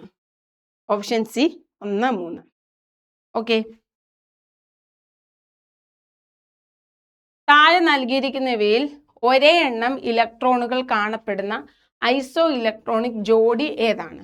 ഓക്കെ, അതായത് ചിലപ്പം 2 മൂലകങ്ങളായിരിക്കും, പക്ഷെ അത് അയോൺസ് ആണെങ്കിൽ അതിൽ സെയിം നമ്പർ ഓഫ് ഇലക്ട്രോൺസ് ആയിരിക്കും. അങ്ങനെയുള്ള മൂലകങ്ങളെയാണ് നമ്മൾ ഐസോ ഇലക്ട്രോണിക് സ്പീഷീസ് എന്ന് പറയുന്നത്. അതായത് ഈ ചാർജ് നിങ്ങൾ പഠിച്ചിരിക്കണേ. പോസിറ്റീവ് ചാർജ് കിട്ടുന്ന എപ്പോഴാണ്? കൊടുക്കുമ്പോൾ. പോസിറ്റീവായിട്ടുള്ള ആൾക്കാർ മറ്റുള്ളവർക്ക് കൊടുത്ത് സഹായിക്കും, നെഗറ്റീവായിട്ടുള്ള ആൾക്കാർ പിടിച്ചു വാങ്ങിക്കും. പോസിറ്റീവായിട്ടുള്ള ആൾക്കാർ കൊടുത്ത് സഹായിക്കും, നെഗറ്റീവായിട്ടുള്ള ആൾക്കാർ പിടിച്ചു വാങ്ങിക്കും. ഇപ്പം ഞാൻ 3 എണ്ണം കൊടുത്തു, 3 ഇലക്ട്രോണിനെ കൊടുത്തു എന്ന് പറഞ്ഞാൽ അതിൻ്റെ അർത്ഥം എന്തോ? എനിക്ക് കിട്ടുന്ന ചാർജ് 3+ ആയിരിക്കും. ഞാൻ വേറൊരാളുടെ കയ്യിൽ നിന്ന് 3 ഇലക്ട്രോണിനെ വാങ്ങിച്ചെന്ന് പറയുമ്പോൾ എനിക്ക് കിട്ടുന്ന ചാർജ് 3- ആയിരിക്കും. അൽഫിയ 3-. മനസ്സിലായോ? ഞാനൊരു 10 ഇലക്ട്രോണിനെ കൊടുത്തു എന്ന് പറഞ്ഞാൽ അൽഫിയ 10+ എന്ന് കിട്ടും. അപ്പോൾ കൊടുക്കുമ്പോൾ കിട്ടുന്ന ചാർജ് പ്ലസും വാങ്ങിക്കുമ്പോൾ കിട്ടുന്ന ചാർജ് -1. ഇവിടെ നോക്കിക്കേ, ഒന്നാമത്തെ ഓപ്ഷൻ Na+. Na എന്ന് പറയുമ്പം അതിൻ്റെ അറ്റോമിക് നമ്പർ 11 ആണ്. Na+ എന്ന് പറയുമ്പം ഈ 11 നിന്ന് ഒരെണ്ണത്തെ കൊടുത്തു, അപ്പം അതിൻ്റെ അകത്ത് എത്ര ഇലക്ട്രോൺസ് ഉണ്ട്? 10 ഇലക്ട്രോൺ ഉണ്ട്. Mg എന്ന് പറയുമ്പം അതിൻ്റെ അറ്റോമിക് നമ്പർ 12. Mg2+ എന്ന് പറയുമ്പം അത് 2 എണ്ണത്തെ കൊടുത്തു, 12 നിന്ന് 2 എണ്ണത്തെ കൊടുക്കുമ്പോൾ 10. അപ്പം സെയിം Na+ലും 10 ഇലക്ട്രോൺ ഉണ്ട്, Mg2+ലും 10 ഇലക്ട്രോൺ ഉണ്ട്. അപ്പം ഐസോ ഇലക്ട്രോണിക് സ്പീഷീസ് എന്ന് പറയുമ്പോൾ അത് Na+ഉം Mg2+ഉം ആയിരിക്കും. ഒരെണ്ണം കൂടെ വേണമെന്ന് നോക്കിയേക്കാം. അലൂമിനിയം 3+. അലൂമിനിയത്തിന്റെ അറ്റോമിക് നമ്പർ 13 ആണല്ലോ. അലൂമിനിയം 3+ എന്ന് പറയുമ്പോൾ 3 എണ്ണത്തെ കൊടുത്തെന്നല്ലേ? 3 എണ്ണത്തെ കൊടുക്കുമ്പോൾ അതിന്റെ അറ്റോമിക് എത്ര ഇലക്ട്രോൺ ഉണ്ട്? 10 ഇലക്ട്രോൺ ഉണ്ട് അല്ലേ? ഓക്കെ, അടുത്ത നോക്കിക്കേ. O-, ഓക്സിജന്റെ അറ്റോമിക് നമ്പർ 8. ഒരെണ്ണത്തെ കൊടുത്തു എന്ന് പറയുമ്പം വാങ്ങിച്ചു. O- എന്ന് പറയുമ്പോൾ വാങ്ങിക്കുമല്ലേ? ഒരെണ്ണത്തെ വാങ്ങിച്ചു എന്ന് പറയുമ്പോൾ അതിന്റെ അറ്റോമിക് എത്ര ഇലക്ട്രോൺ വരും? 9 ഇലക്ട്രോൺ വരും. ബാക്കിയും കൂടെ നിങ്ങൾ ഓർത്താൽ മതി. ഇതൊക്കെ എഴുതണമെങ്കിൽ 1 തൊട്ട് 20 വരെയുള്ള ഇലക്ട്രോണിന്റെ ആറ്റങ്ങളുടെ അറ്റോമിക് നമ്പർ പഠിച്ചിരിക്കണം, ഓർഡറിൽ പഠിച്ചിരിക്കണം. 20 വരെയെങ്കിലും മിനിമം പഠിച്ചിരിക്കണം, അല്ലാതെ ഒരു രക്ഷയില്ല കേട്ടോ. ഇങ്ങനെയുള്ള ക്വസ്റ്റ്യൻസ് ചെയ്യാൻ പറ്റില്ല. ഓക്കെ, അടുത്ത ചോദ്യം. സുസ്ഥിരമായ ഇലക്ട്രോൺ വിന്യാസം നേടാൻ ഫ്ലൂറിൻ ആറ്റം ഒരു ഇലക്ട്രോൺ സ്വീകരിക്കുമ്പോൾ റിലീസ് ചെയ്യപ്പെടുന്ന ഊർജത്തെ പറയുന്ന പേരുണ്ട്. സുസ്ഥിരമായ എന്ന് പറഞ്ഞാൽ സ്റ്റെബിലിറ്റി അറ്റൈൻ ചെയ്യാൻ ഉദ്ദേശിച്ചുള്ളൂ. ഓക്കെ, അപ്പം സുസ്ഥിരമായ ഒരു ഇലക്ട്രോൺ വിന്യാസം നേടാൻ ഫ്ലൂറിൻ എന്ത് ചെയ്യുന്നു?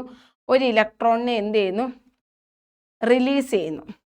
അപ്പോൾ ആ ഒരു ഇലക്ട്രോണിനെ റിലീസ് ചെയ്യപ്പെടുന്ന സ്വീകരിക്കുമ്പോൾ, ഒരു ഇലക്ട്രോണിനെ സ്വീകരിക്കുമ്പോൾ ഫ്ലൂറിൻ്റെ അറ്റോമിക് നമ്പർ 9. അപ്പോൾ ഇലക്ട്രോൺ കോൺഫിഗറേഷൻ 2-7 അല്ലേ വരുന്നത്. അപ്പോൾ ഒരു ഇലക്ട്രോൺ കൂടെ കിട്ടിയ ഫ്ലൂറിൻ എന്താവും? സ്റ്റേബിൾ ആവും. അപ്പോൾ ഫ്ലൂറിന് ഒരു ഇലക്ട്രോണിനെ കൂടെ വാങ്ങിച്ചാൽ ഫ്ലൂറിൻ സ്റ്റേബിൾ ആവും. അപ്പോൾ ഫ്ലൂറിൻ ഒരു ഇലക്ട്രോണിനെ സ്വീകരിക്കുമ്പം കുറച്ച് എനർജി റിലീസ് ചെയ്യുന്നുണ്ട്. അതിനെ പറയുന്ന പേരാണ് ഇലക്ട്രോൺ ഗെയിൻ എൻതാൽപ്പി അല്ലെങ്കിൽ ഇലക്ട്രോൺ അഫിനിറ്റി എന്ന് പറയും. ഇലക്ട്രോണിനെ വാങ്ങിക്കുമ്പം റിലീസ് ചെയ്യുന്ന energy electron gain enthalpy. Electron gain enthalpy എന്ന് കൊടുത്താൽ കുറേ പേരൊക്കെ ശരിയാക്കും. അതുകൊണ്ട് ഇവിടെ ആ പേര് കൊടുക്കുക, ഇലക്ട്രോൺ അഫിനിറ്റി എന്ന് കൊടുത്തേക്കുക. ഒന്നും അറിയാത്തവർക്കാണേലും ഇലക്ട്രോൺ ഗെയിൻ എൻതാൽപ്പിയാണ്. ഇലക്ട്രോണിനെ ഗെയിൻ ചെയ്യുമ്പം വരുന്ന എൻതാൽപ്പി എനർജി ചേഞ്ച് ആയിരിക്കുമല്ലോ ഇലക്ട്രോൺ ഗെയിൻ എൻതാൽപ്പി. അപ്പോൾ ഇലക്ട്രോൺ അഫിനിറ്റിയും ഇലക്ട്രോൺ ഗെയിൻ എൻതാൽപ്പി തന്നെയാണ് ഓർത്തിരിക്കുക. ഓക്കെ, കോപ്പർ പൈറൈറ്റ്സ് എന്ന അയിരിൽ നിന്ന് ഗ്യാങ് മാലിന്യങ്ങൾ നീക്കം ചെയ്യാൻ സാധാരണമായി ഉപയോഗിക്കുന്ന സാന്ദ്രണ രീതി ഏതാണ്? ഓക്കെ, കോപ്പർ പൈറേറ്റ്സ് എന്ന അയിരിൽ നിന്ന് ഗ്യാങ് എന്ന് പറഞ്ഞാൽ എന്താണ്? ഗ്യാങ് എന്താണെന്നറിയാം? ഇമ്പ്യൂരിറ്റീസ് എന്നേ ഉള്ളൂ. ഓക്കെ, നീക്കം ചെയ്യാൻ സാധാരണമായി ഉപയോഗിക്കുന്ന സാന്ദ്രണ രീതി എന്താണ്? ഫ്രോത്ത് ഫ്ലോട്ടേഷൻ ആണ്. എന്താണ്? ഫ്രോത്ത് ഫ്ലോട്ടേഷൻ. എന്താ ഈ എന്തോ അയിര് സാന്ദ്രീകരണം എന്നൊക്കെ പറഞ്ഞ എന്ത്? അതായത് നമ്മുടെ ഭൂവൽക്കത്തിൽ മെറ്റൽ എന്താ ഇമ്പ്യൂരിറ്റിയും കൂടെ ചേർന്നാ കാണപ്പെടുന്നത്. അതിനെ നമ്മൾ എന്തെന്ന് പറയുന്നത്? മിനറൽസ് എന്ന് പറയുന്നത്. ധാതു. ഓക്കെ, ധാതു. അപ്പൊ ഈ എല്ലാ ധാതുവിൽ നിന്നും നമുക്ക് ഈ മെറ്റലിനെ വേർതിരിച്ചെടുക്കാൻ പറ്റത്തില്ല. ഫോർ എക്സാമ്പിൾ അലൂമിനിയം ബോക്സൈറ്റിലും അടങ്ങിയിട്ടുണ്ട്, മണ്ണിലും അടങ്ങിയിട്ടുണ്ട്. ബോക്സൈറ്റിലും മണ്ണിലും അടങ്ങിയിട്ടുണ്ട് എന്ന് പറഞ്ഞ് അപ്പം അലൂമിനിയത്തിൻ്റെ മിനറലാണ് മണ്ണും ബോക്സൈറ്റും. അപ്പം മണ്ണിൽ നിന്ന് നമുക്ക് അലൂമിനിയത്തിനെ വേർതിരിച്ചെടുക്കാൻ പറ്റത്തില്ല. കാരണം മണ്ണിൽ അലൂമിനിയം വളരെ കുറച്ച് മാത്രമേ അടങ്ങിയിട്ടുള്ളൂ. അതുകൊണ്ട് മണ്ണിൽ നിന്ന് നമുക്ക് വേർതിരിച്ചെടുക്കാൻ പറ്റത്തില്ല. പക്ഷേ ബോക്സൈറ്റിൽ അലൂമിനിയം ഒരുപാട് അടങ്ങിയിട്ടുണ്ട്. അപ്പോൾ ബോക്സൈറ്റിൽ നിന്ന് നമുക്ക് വളരെ എളുപ്പത്തിൽ ചെലവ് കുറഞ്ഞ രീതിയിൽ അലൂമിനിയത്തിനെ വേർതിരിച്ചെടുക്കാൻ പറ്റും. അപ്പം അലൂമിനിയത്തിൻ്റെ ഓറാണ് ബോക്സൈറ്റ്. പക്ഷെ അലൂമിനിയത്തിൻ്റെ ഓറല്ല സാൻഡ്. കാരണം എന്താണെന്നറിയോ? സാൻഡിൽ നിന്ന് അലൂമിനിയത്തെ വേർതിരിച്ചെടുക്കാൻ പറ്റത്തില്ല. എന്നാൽ സാൻഡിൽ അലൂമിനിയം ഉണ്ടോ? ഉണ്ട്. മനസ്സിലായോ? അപ്പം ഏതിൽ നിന്നാണോ നമുക്ക് നമ്മുടെ ലോഹത്തെ വേർതിരിച്ചെടുക്കാൻ പറ്റുന്നത് അതിനെയാണ് നമ്മൾ അതിൻ്റെ ഓർ എന്ന് പറയുന്നത്, അല്ലെങ്കിൽ അയിരെന്ന് പറയുന്നത്. മനസ്സിലായോ? സിങ്കിൻ്റെ അയിരാണ് കലാമിൻ എന്ന് പറഞ്ഞാൽ അതിൻ്റെ അർത്ഥം കലാമിനിൽ നിന്ന് ഈസി ആയിട്ട് എളുപ്പത്തിൽ ചെലവ് കുറഞ്ഞ രീതിയിൽ നമുക്ക് സിങ്കിനെ വേർതിരിച്ചെടുക്കാൻ പറ്റുമെന്ന്. ഓക്കെ, അപ്പം അതിനെയാണ് നമ്മൾ അയിരെന്ന് പറയുന്നത്. അപ്പം ഈ അയിരിൽ നിന്ന് നമുക്ക് എന്ത് ചെയ്യണം? മെറ്റലിനെ, ലോഹത്തെ വേർതിരിച്ചെടുക്കണം. അപ്പം ഈ അയിരിൽ അടങ്ങിയിട്ടുള്ള മെറ്റലും ബാക്കി കുറേ ഇമ്പ്യൂരിറ്റീസ് ഒക്കെ ഉണ്ടല്ലോ. ഓക്കെ, ഈ മെറ്റൽ കൂടാതെ എന്തൊക്കെയുണ്ട് അതിനെല്ലാം നമ്മൾ ഇമ്പ്യൂരിറ്റീസ് എന്നാണ് പറയുന്നത്. ഓക്കെ, അയിരിൽ മെറ്റൽ പ്ലസ് എന്തൊക്കെയുണ്ട് അതെല്ലാം ഇമ്പ്യൂരിറ്റീസാണ്. നമുക്ക് ആവശ്യമുള്ളത് മെറ്റലേ ഉള്ളൂ, നമുക്ക് ആവശ്യമില്ലാത്തതെല്ലാം ഇമ്പ്യൂരിറ്റീസാണ് കേട്ടോ.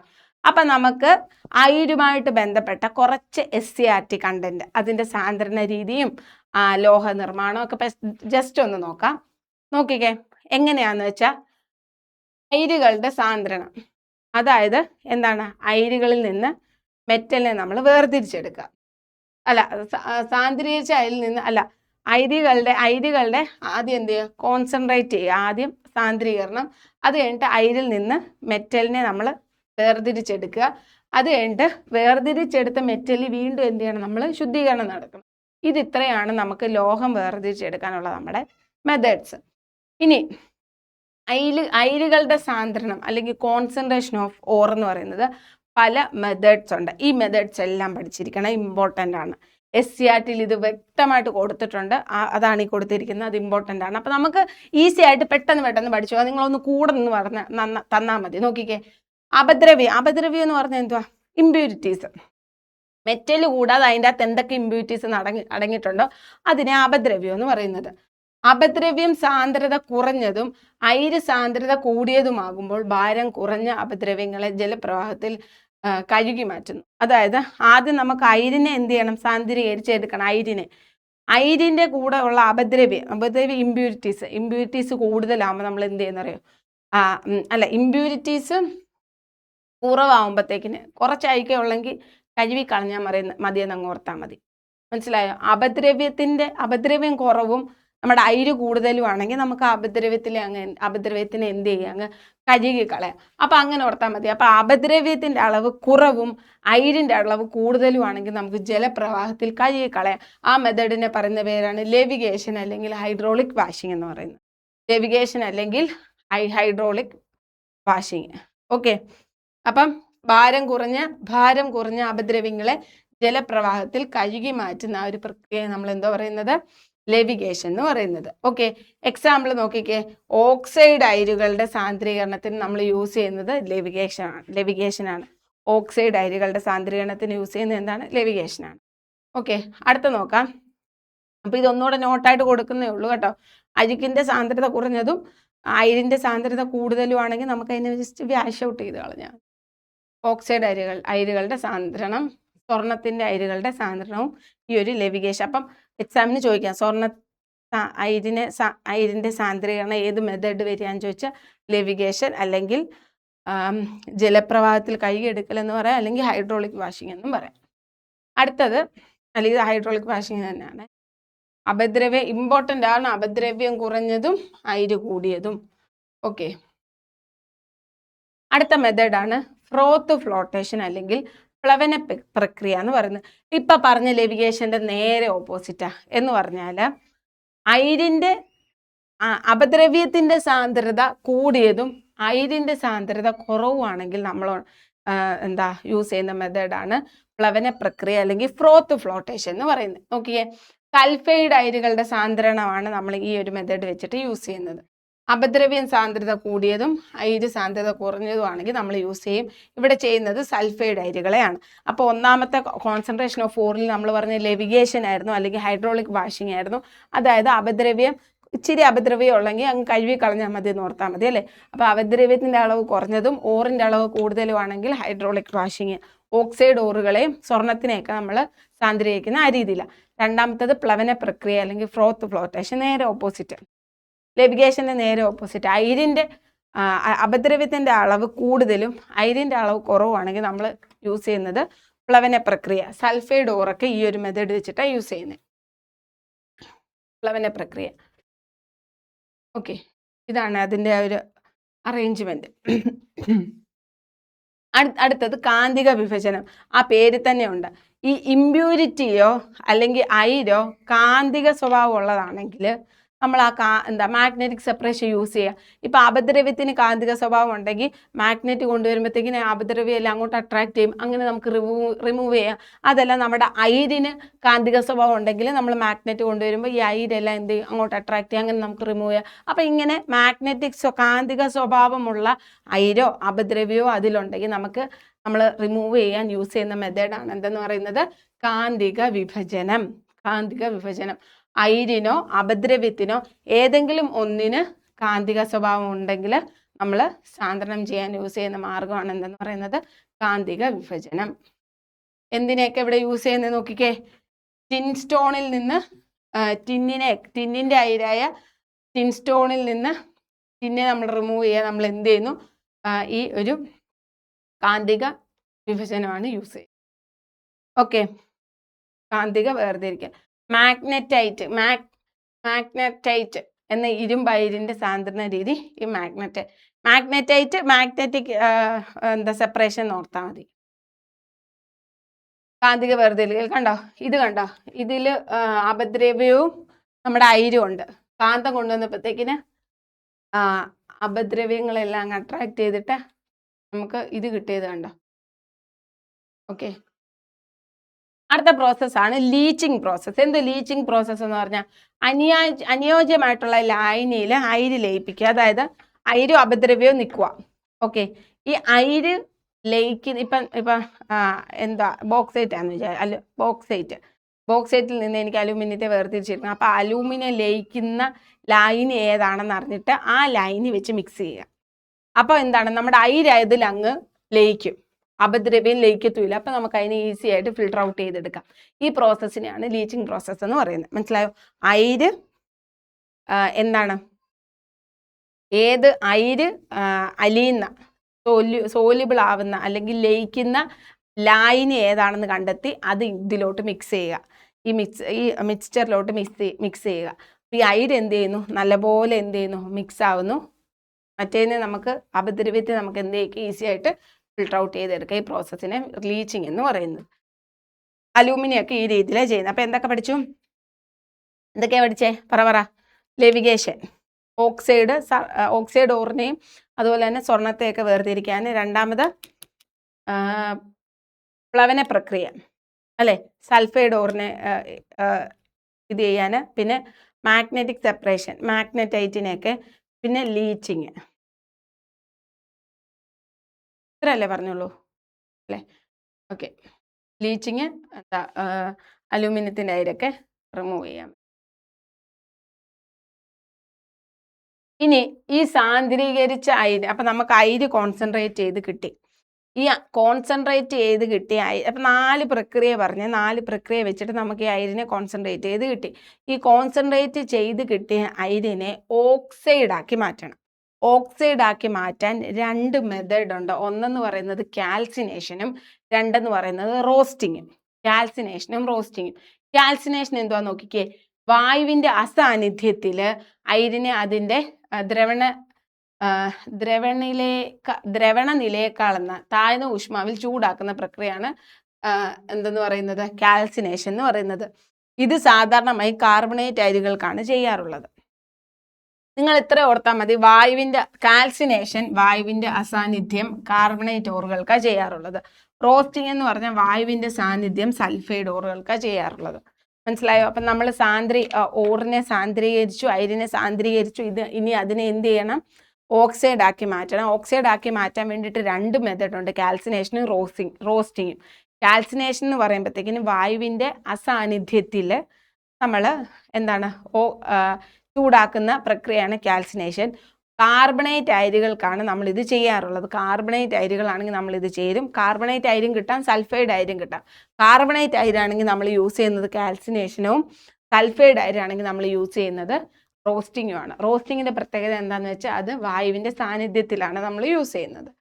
ഓക്കെ, ഇത് ജസ്റ്റ് നമ്മളിപ്പോൾ പഠിച്ചതിലൊരു ഇതാണ്. മാഗ്നറ്റൈറ്റ് കാന്തിക വേർതിരിക്കൽ, ബോക്സൈറ്റ് ആണെങ്കിൽ ലീച്ചിങ്, സിങ്ക് ബ്ലെൻഡ് ആണെങ്കിൽ പ്ലവന പ്രക്രിയ. ഓരോന്നിൽ ഏത് മെത്തേഡ് ആണെന്നുള്ളത് ജസ്റ്റ് ഒന്ന് കൊടുത്തതാണ്.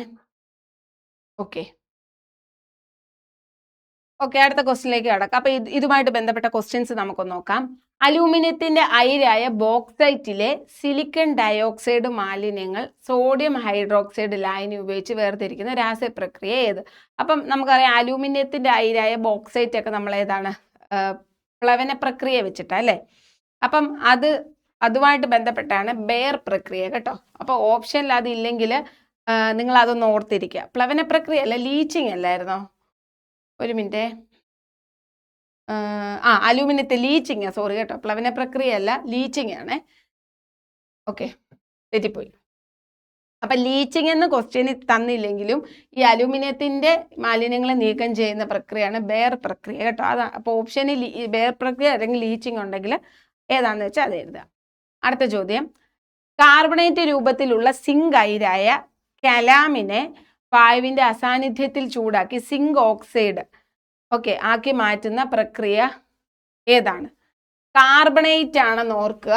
അതുപോലെ തന്നെ വായുവിന്റെ അസാന്നിധ്യത്തിൽ, നമ്മൾ ഓൾറെഡി പറഞ്ഞു വായുവിന്റെ അസാന്നിധ്യത്തിൽ കാർബണേറ്റിനെ ഓക്സൈഡ് ആക്കി മാറ്റുന്ന രീതിയാണ് നമ്മൾ കാൽസിനേഷൻ എന്ന് പറയുന്നത്. ഓക്കെ, കാർബണേറ്റിനെ അതിന്റെ ഓക്സൈഡ് ആക്കി മാറ്റുന്ന കാൽസിനേഷൻ.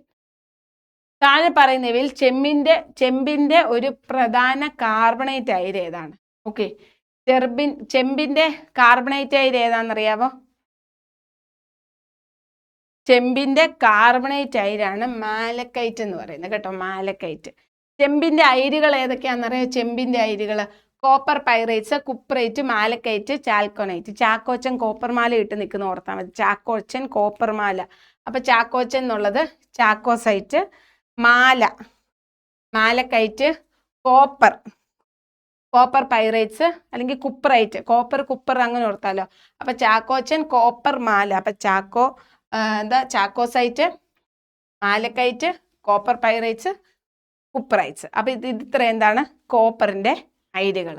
Okay, malachite. കോപ്പറിന്റെ കാർബണേറ്റ് അല്ലേ ചോദിച്ചിരിക്കുന്നത്? അതുകൊണ്ട് കോപ്പറിന്റെ കാർബണേറ്റ്. CO3 അല്ലെ കാർബണേറ്റ്. കോപ്പറിന്റെ ഓക്സൈഡ് ആണെങ്കിൽ അത് കുപ്രൈറ്റ് ആണ്. ഓക്കെ, ഓക്സൈഡ് ആണെങ്കിൽ കുപ്രൈറ്റ്, സൾഫൈഡ് ആണെങ്കിൽ ചാൽക്കോലൈറ്റ്. ഓർത്തിരിക്കുക. ഇക്വേഷൻ കൊണ്ട് ജസ്റ്റ് ഒന്ന് നോക്കുക. ഇപ്പൊ കാർബണേറ്റ് ഏതാന്ന് ചോദിച്ച പോലെ ചോദിച്ചാലോ, സൾഫൈഡ് ഇത്, കാർബണേറ്റ് ഇത്, കുപ്രൈറ്റ്, ഓക്സൈഡ് ആണെങ്കിൽ കുപ്രൈറ്റ്. ഓക്കെ, അയിരുകളിലെ കാന്തിക സ്വഭാവം ഇല്ലാത്ത ടിൻസ്റ്റോൺ എന്ന പ്രധാന അയിരിൽ നിന്ന് കാന്തിക സ്വഭാവമുള്ള വോൾഫ്രമൈറ്റ് മാലിന്യങ്ങളെ നീക്കം ചെയ്യാൻ ഉപയോഗിക്കുന്ന ഭൗതിക രീതി ഏതാണ്? ഒരെണ്ണത്തിന് കാന്തിക സ്വഭാവം ഉണ്ട്, മറ്റേന്ന് കാന്തിക സ്വഭാവം ഇല്ല. അപ്പൊ ഏതായിരിക്കും നമ്മൾ യൂസ് ചെയ്യുന്നത്? കാന്തിക വേർതിരിക്കലായിരിക്കും യൂസ് ചെയ്യുന്നത്. അടുത്തത് പീരിയോഡിക് ടേബിളുമായിട്ട് ബന്ധപ്പെട്ട് കുറച്ച് നോക്കാം. ആധുനിക ആവർത്തന പട്ടികയിൽ ഒരു പീരീഡിൽ ഇടത്ത് നിന്ന് വലത്തോട്ട് പോകും തോറും ഇലക്ട്രോൺ നെഗറ്റിവിറ്റി വർദ്ധിക്കാനുള്ള കാരണം എന്താണ്? ഓക്കെ, നിങ്ങൾക്കറിയാമോന്ന് എനിക്കറിയത്തില്ല, എന്തായാലും പറഞ്ഞു തരാം. എന്താ ഇലക്ട്രോ നെഗറ്റിവിറ്റി എന്ന് ആദ്യം ഒന്ന് പറഞ്ഞോട്ടെ. ഇലക്ട്രോ നെഗറ്റിവിറ്റി നോക്കിക്കേ.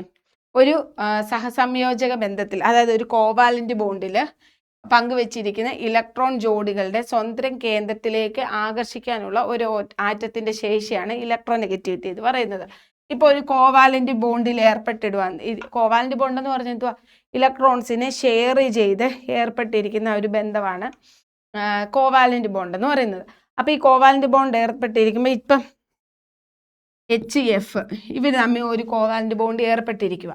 അപ്പോൾ ഇവിടെ ഒരു ഇലക്ട്രോണിനെ അവർ ഷെയർ ചെയ്തിട്ടുണ്ടല്ലോ.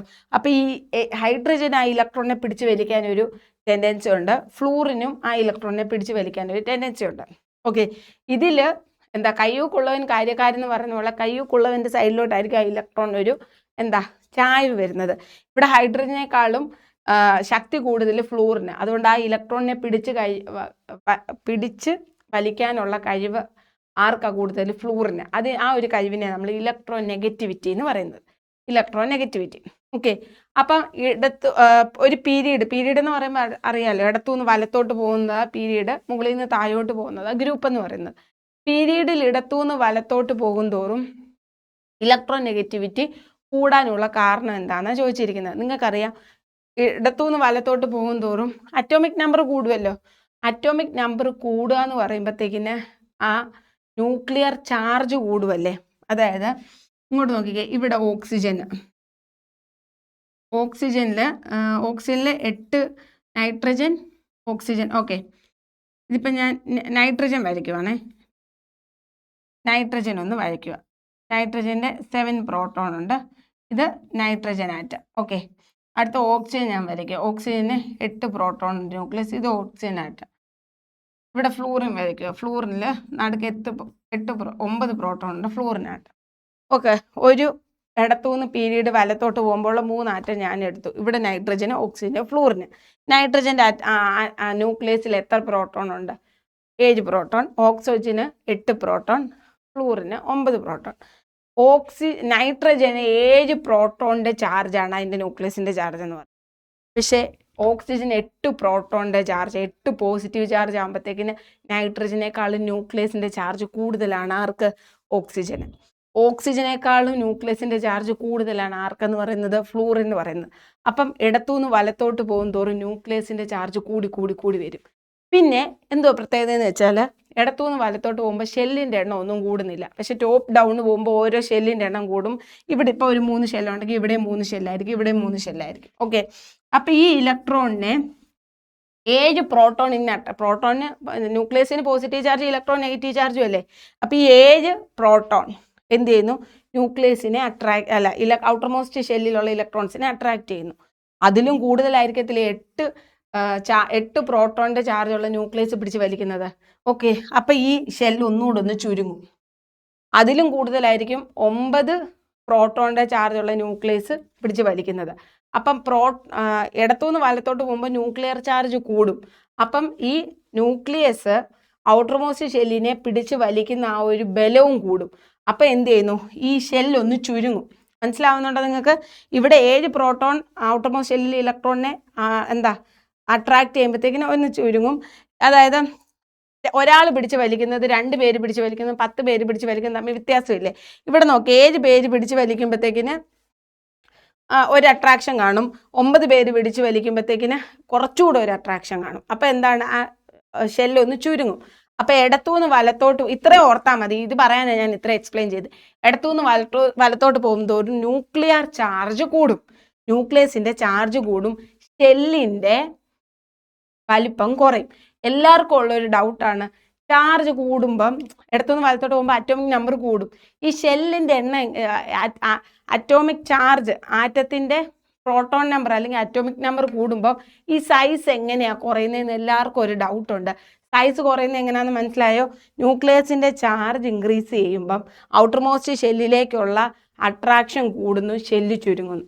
അപ്പോൾ ഇടത്തുനിന്ന് വലത്തോട്ട് പോകുമ്പം എന്താണ്?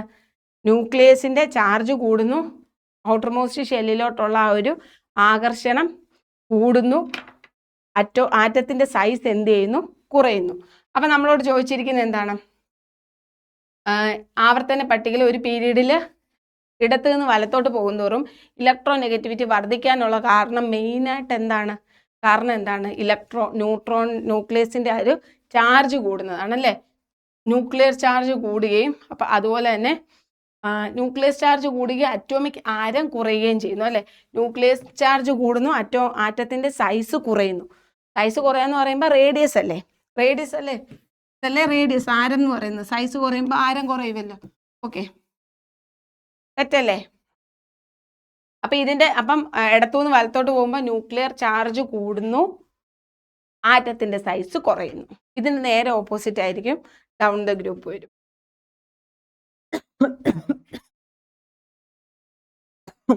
അടുത്ത ചോദ്യം. ഓക്കെ, അപ്പക്കാരം ചൂടാക്കുമ്പോൾ വൻതോതിൽ പുറത്തു വരുന്ന കേക്കുകളും അപ്പങ്ങളും മൃദുവാക്കാൻ സഹായിക്കുന്ന വാതകം ഏത്? അപ്പക്കാരം ചൂടാക്കുമ്പോൾ വൻതോതിൽ പുറത്തു വരുന്നതും കേക്കുകളും അപ്പങ്ങളും ഒക്കെ ഫ്ലഫി ആയിട്ടിരിക്കാൻ വേണ്ടിയിട്ട് പുറത്തു വരുന്ന വാതകം ഏതാണ്? കാർബൺ ഡൈ ഓക്സൈഡ് കേട്ടോ. കാർബൺ ഡൈ ഓക്സൈഡ് കേട്ടോ. നല്ല സ്പോഞ്ചി എഫക്റ്റ് കിട്ടാനായിട്ട് കാർബൺ ഡൈ ഓക്സൈഡാണ് പുറത്തു വിടുന്നത്. ഓക്കെ, പല്ലിന്റെ കട്ടി കൂട്ടാനും ദന്തക്ഷയം തടയാനും ടൂത്ത് പേസ്റ്റുകളിൽ ചേർക്കുന്ന ഹാലജൻ സംയുക്തം ഏതാണ്? നമ്മുടെ ടൂത്ത് പേസ്റ്റുകൾ നമ്മുടെ പല്ലിന്റെ ഇനാമലിന്റെ ബലത്തിനും അതുപോലെ തന്നെ ബാക്ടീരിയകളെയൊക്കെ നശിപ്പിക്കാനും സഹായിക്കുന്ന ഒരു പ്രധാന ഘടകം ഫ്ലൂറൈഡ് എന്ന് പറയുന്നത്, കാൽസ്യം ഫ്ലൂറൈഡ് എന്ന് പറയുന്നത്. അപ്പൊ പേസ്റ്റിലൊക്കെ നിങ്ങൾ നോക്കിയാൽ മതി, അതിൻ്റെ അകത്ത് ഫ്ലൂറൈഡ് കണ്ടന്റ് കാണും.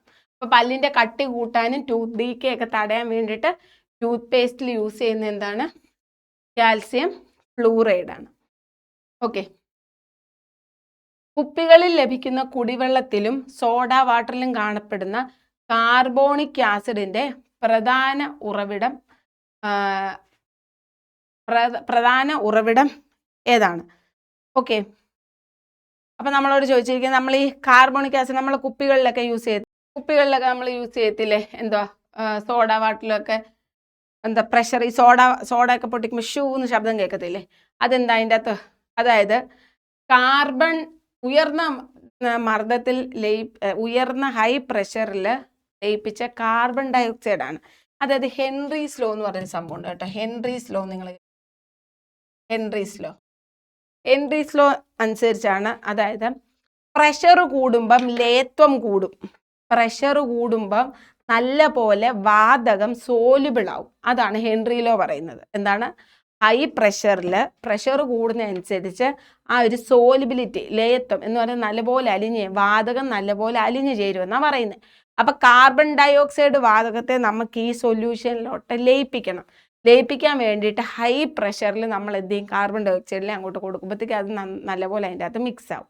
മനസ്സിലായോ? അതുകൊണ്ടാണ് ഈ സോഡ കുപ്പിയൊക്കെ പൊട്ടിക്കുമ്പോൾ ടിഷെന്ന് സൗണ്ട് കേൾക്കുന്നത്. അതിൻ്റെ അകത്ത് ഹൈ പ്രഷർ അപ്ലൈ ചെയ്തിരിക്കുന്നത്. പൊട്ടിത്തെറിച്ചെന്നൊക്കെ കേൾക്കുന്നില്ല. ഹൈ പ്രഷർ അപ്ലൈ ചെയ്തിരിക്കുന്നത്. എന്തിനാ ഹൈ പ്രഷർ അപ്ലൈ ചെയ്തിരിക്കുന്നത്? ലേത്വം കൂടാൻ വേണ്ടിയിട്ട്, സോലിബിലിറ്റി കൂടാൻ വേണ്ടിയിട്ട്. അതാണ് ഹെൻറീസ് ലോ പറയുന്നത്. ഹെൻറീസ് ലോ പറയുന്നത് എന്താണ്? പ്രഷറും സോലിബിലിറ്റിയും നേർ അനുപാതത്തിൽ. പ്രഷർ കൂടുമ്പോൾ സോലിബിലിറ്റി കൂടും. അപ്പോൾ കാർബൺ ഡൈ ഓക്സൈഡ് ഉയർന്ന മർദ്ദത്തിൽ നമ്മൾ കാർബൺ ഡൈ ഓക്സൈഡ് ലയിപ്പിച്ചാണ് കുപ്പികളിലൊക്കെ, കുടിവെള്ളത്തിലും സോഡ വാട്ടറിലും ഒക്കെ. ഓക്കെ, അടുത്ത ചോദ്യം. മൺപാത്രങ്ങളിൽ സൂക്ഷിക്കുന്ന വെള്ളത്തിന് തണുപ്പ് അനുഭവപ്പെടാൻ കാരണമായ നിത്യജീവിതത്തിലെ ഭൗതിക പ്രക്രിയ ഏതാണ്? ഓക്കെ, അതായത് മൺപാത്രത്തിലൊക്കെ ഇരിക്കുന്ന വെള്ളത്തിന് തണുപ്പാണെന്നറിയാലോ. അതായത് ഈ മൺപാത്രത്തിൽ ചെറിയ സുഷിരങ്ങളുണ്ട്. ഈ സുഷിരങ്ങൾ വഴി ഇവാപ്പറേഷൻ നടക്കും. ഇവാപ്പറേഷൻ നടക്കുമ്പോൾ എങ്ങനെയാണ് ആ പാത്രത്തിനുള്ളിലെ വെള്ളം തണുക്കുന്നത്? അതായത് സുഷിരങ്ങളിലൂടെ ഇവാപ്പറേഷൻ നടക്കണമെങ്കിൽ ചൂട് ആവശ്യമാണല്ലോ. ഈ മൺപാത്രം എന്ത് ചെയ്യുന്നറിയാവോ? ആ മൺപാത്രത്തിനുള്ളിലുള്ള വെള്ളത്തിൻ്റെ ചൂടിനെ അബ്സോർവ് ചെയ്തിട്ട് ആ ചൂട് വെച്ചിട്ട് ഇവാപ്പറേഷൻ നടക്കും. അപ്പം ഈ ചൂടിനെ അബ്സോർബ് ചെയ്ത് കഴിയുമ്പോഴത്തേക്കിന് അതിൻ്റെ ഉള്ളിലുള്ള വെള്ളം എന്ത് ചെയ്യുന്നു? തണുക്കുന്നു. മനസ്സിലായോ? മൺപാത്രത്തിൽ സുഷിരങ്ങളുണ്ട്, അതുവഴി ഇവാപ്പറേഷൻ നടക്കും. അപ്പം ഇവാപ്പറേഷൻ നടക്കണമെങ്കിൽ എന്താണ്? മൺപാത്രത്തിൻ്റെ ഉള്ളിലെ വെള്ളത്തിൽ നിന്നാണ് ഈ ചൂടിനെ ആഗിരണം ചെയ്ത് ഇവാപ്പറേഷൻ നടക്കുന്നത്. അപ്പം ഈ ചൂടിനെ ആഗിരണം ചെയ്യുന്ന സമയത്ത് അതെന്ത് ചെയ്യുന്നു? തണുത്തിരിക്കും. അപ്പം ഇതിന് കാരണം എന്താണ്? നമ്മുടെ ബാഷ്പീകരണം. ഘനീഭവിക്കൽ ഉത്പാദനമൊക്കെ എന്താണ്? ഘനീഭവിക്കൽ എന്ന് പറഞ്ഞാൽ എന്താണ്? ഗ്യാസ് എന്താ? ലിക്വിഡ് ആവുന്നത് അല്ലേ? കണ്ടൻസേഷൻ എന്ന് പറഞ്ഞാൽ ഗ്യാസ് ലിക്വിഡ് ആവുന്നതിനെ നമ്മൾ എന്തോ പറയുന്നത്? കണ്ടൻസേഷൻ എന്ന് പറയുന്നത്. ഗ്യാസ് ലിക്വിഡ് ആവുന്നതിനെയാണ് കണ്ടൻസേഷൻ എന്ന് പറയുന്നത്. ഉത്പാദനം എന്ന് പറഞ്ഞാൽ എന്തുവാ? സോളിഡ് ലിക്വിഡ് ആവാതെ നേരിട്ട് എന്താവുന്നു? ഗ്യാസ് ആവുന്നതിനെ നമ്മൾ എന്താ പറയുന്നത്? ഉത്പാദനം എന്ന് പറയുന്നത്. സബ്ലിമേഷന്റെ നേരെ ഓപ്പോസിറ്റ് ആണ് ഡീകമ്പോസിഷൻ. അത് ഗ്യാസ് നേരിട്ട് സോളിഡ് ആവുന്നതിനെ നമ്മൾ എന്താ പറയുന്നത്? ഡീകമ്പോസിഷൻ എന്ന് പറയുന്നത്. ഗ്യാസ് നേരിട്ട് സോളിഡ് ആവുന്നതിനെ നമ്മൾ എന്താ പറയുന്നത്? ഡീകമ്പോസിഷൻ എന്ന് പറയുന്നത്. മൊത്തത്തിൽ നമുക്കൊന്ന് നോക്കാം.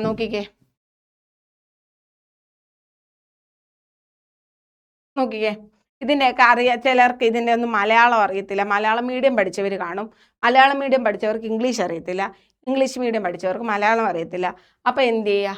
ഈ 2 രീതിയിലും കൊടുത്തിട്ടുണ്ട്. ഓരോ വാക്കിൻ്റെ മലയാളവും കൊടുത്തിട്ടുണ്ട്. ഇത് ഞങ്ങൾക്ക് ഇതൊക്കെ അറിയാം എന്ന് വിചാരിക്കല്ലേ. അറിയാത്ത ആരെങ്കിലും ഉണ്ടെങ്കിൽ അവർക്ക് യൂസ്ഫുൾ ആയിക്കോട്ടെ എന്ന് വിചാരിച്ചിട്ടാട്ടോ. മലയാളം അറിയാത്ത ഒരുപാട് പേര് കാണുമായിരിക്കും. ആരെങ്കിലും ഉണ്ടെങ്കിൽ അവർക്ക് വേണ്ടിയിട്ടാണ് മലയാളം ഇട്ടിരിക്കുന്നത്. അറിയാവുന്നവരുണ്ടെങ്കിൽ സ്കിപ്പ് ചെയ്തു. നോക്കിക്കേ, സോളിഡ് ലിക്വിഡ് ആവുന്ന പ്രോസസ്സിനെ നമ്മൾ മെൽറ്റിംഗ് എന്ന് പറയുന്നത്. ഓക്കെ, ലിക്വിഡ് ഗ്യാസ് ആവുന്ന പ്രോസസ്സിനെ വേപ്പറേഷൻ, ബാഷ്പീകരണം എന്ന് പറയുന്നത്. ഗ്യാസ് സോളിഡ് ആവുന്ന പ്രോസസ്സിനെ നമ്മൾ ഡിപ്പോസിഷൻ എന്ന് പറയുന്നത്. തിരിച്ച് നോക്കിക്കേ, സോളിഡ് ഗ്യാസ് ആവുന്ന പ്രോസസ്സാണ് സബ്ലിമേഷൻ. ഗ്യാസ് ലിക്വിഡ് ആവുന്ന പ്രോസസ്സ് കണ്ടൻസേഷൻ. ലിക്വിഡ് സോളിഡ് ആവുന്ന പ്രോസസ്സ് ഫ്രീസിങ് അല്ലെങ്കിൽ ഉറയൽ. അപ്പോൾ ഇതൊന്ന് ഓർത്തിരിക്കുക. ഇത് ഇത്രയും ഓർത്തിരിക്കേണ്ട ആവശ്യമില്ല. തണുത്ത വെള്ളം ഫ്രീസറിൽ വെക്ക്, ഫ്രിഡ്ജ് കട്ടയാവത്തില്ല. അപ്പോൾ ലിക്വിഡ് സോളിഡ് ആവുന്നത് ഫ്രീസിങ്, ഉറയൽ. അങ്ങനെ ഓർക്കാമല്ലോ. പിന്നെ ക്ലൗഡ്സ് ഒക്കെ കണ്ടൻസ് ചെയ്ത് വാട്ടർ ആവുന്നത്. അപ്പോൾ ഗ്യാസ് കണ്ടൻസ് ചെയ്ത് വാട്ടർ ആവുന്നത് കണ്ടൻസേഷൻ. ഓർത്താൽ മതി കേട്ടോ. ഇനി അടുത്തത് നമുക്ക് ഫിസിക്കൽ ചേഞ്ചും കെമിക്കൽ ചേഞ്ചും. എളുപ്പമുള്ള ഒരു ടോപ്പിക്കാണ് ഫിസിക്കൽ കെമിക്കൽ ചേഞ്ച്. അതുമായിട്ട് ബന്ധപ്പെട്ട SCERT കണ്ടന്റ് ഞാൻ ഇവിടെ ഇട്ടിട്ടുണ്ട്. നിങ്ങളൊന്ന് വായിച്ചു വിട്ടാൽ മതി. അവസ്ഥാ മാറ്റം എന്ന് പറഞ്ഞാൽ എന്തോ? ഒരു സ്റ്റേറ്റിൽ നിന്ന് വേറൊരു സ്റ്റേറ്റിലേക്ക് ചേഞ്ച് ആകുക, അല്ലേ? അവസ്ഥ മാറുന്നതിനെ നമ്മൾ എന്താ പറയുന്നത്? അവസ്ഥാ മാറ്റം എന്ന് പറയുന്നത്. ഇതെല്ലാം അവസ്ഥാ മാറ്റമാണ്. നെയ്യ് ചൂടാക്കുമ്പോഴത്തേക്കിന് നെയ്യ് ഉരുകുന്നു, അതൊരു അവസ്ഥാ മാറ്റമാണ്.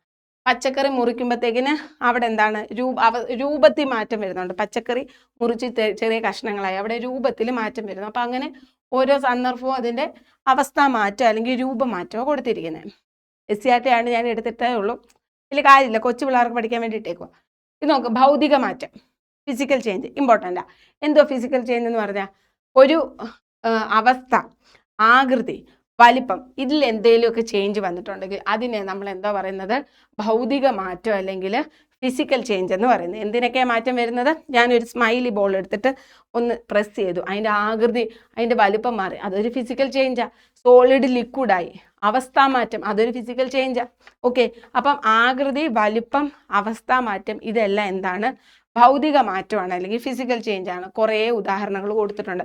മെഴുക് ചൂടാകുമ്പോൾ അവസ്ഥാ മാറ്റമേ ഉണ്ടാവുന്നുള്ളൂ. കുപ്പി പൊട്ടുന്നു, പേപ്പർ ചുരുട്ടുന്നു, ഇതെല്ലാം എന്താ? ആകൃതിക്കൊക്കെ അല്ല വ്യത്യാസം വരുന്നത്. ഇതാണ് ഭൗതിക മാറ്റം എന്ന് പറയുന്നത്. ഓക്കെ, ഭൗതിക മാറ്റത്തിൻ്റെ ഡെഫിനിഷൻ ഒന്ന് ഓർത്തിരിക്കുക. ഇനി ഭൗതിക മാറ്റത്തിൻ്റെ 1-2 പ്രത്യേകതകൾ. ഭൗതിക മാറ്റത്തിൽ പുതിയൊരു പദാർത്ഥം ഉണ്ടാകുന്നില്ല, വളരെ ഇമ്പോർട്ടൻ്റാണ്. പക്ഷേ രാസമാറ്റത്തിൽ പുതിയ പദാർത്ഥം ഉണ്ടാകുന്നുണ്ട്. ഭൗതിക മാറ്റത്തിൽ പുതിയ പദാർത്ഥം ഉണ്ടാകുന്നില്ല. അതിൽ പദാർത്ഥത്തിലെ തന്മാത്രകളുടെ ക്രമീകരണത്തിനൊരു വ്യത്യാസം വരുന്നുള്ളൂ. ഒരു പേപ്പർ ചുരുട്ടുക, അവിടെ പുതുതായിട്ടൊന്നും ഉണ്ടാവുന്നില്ല.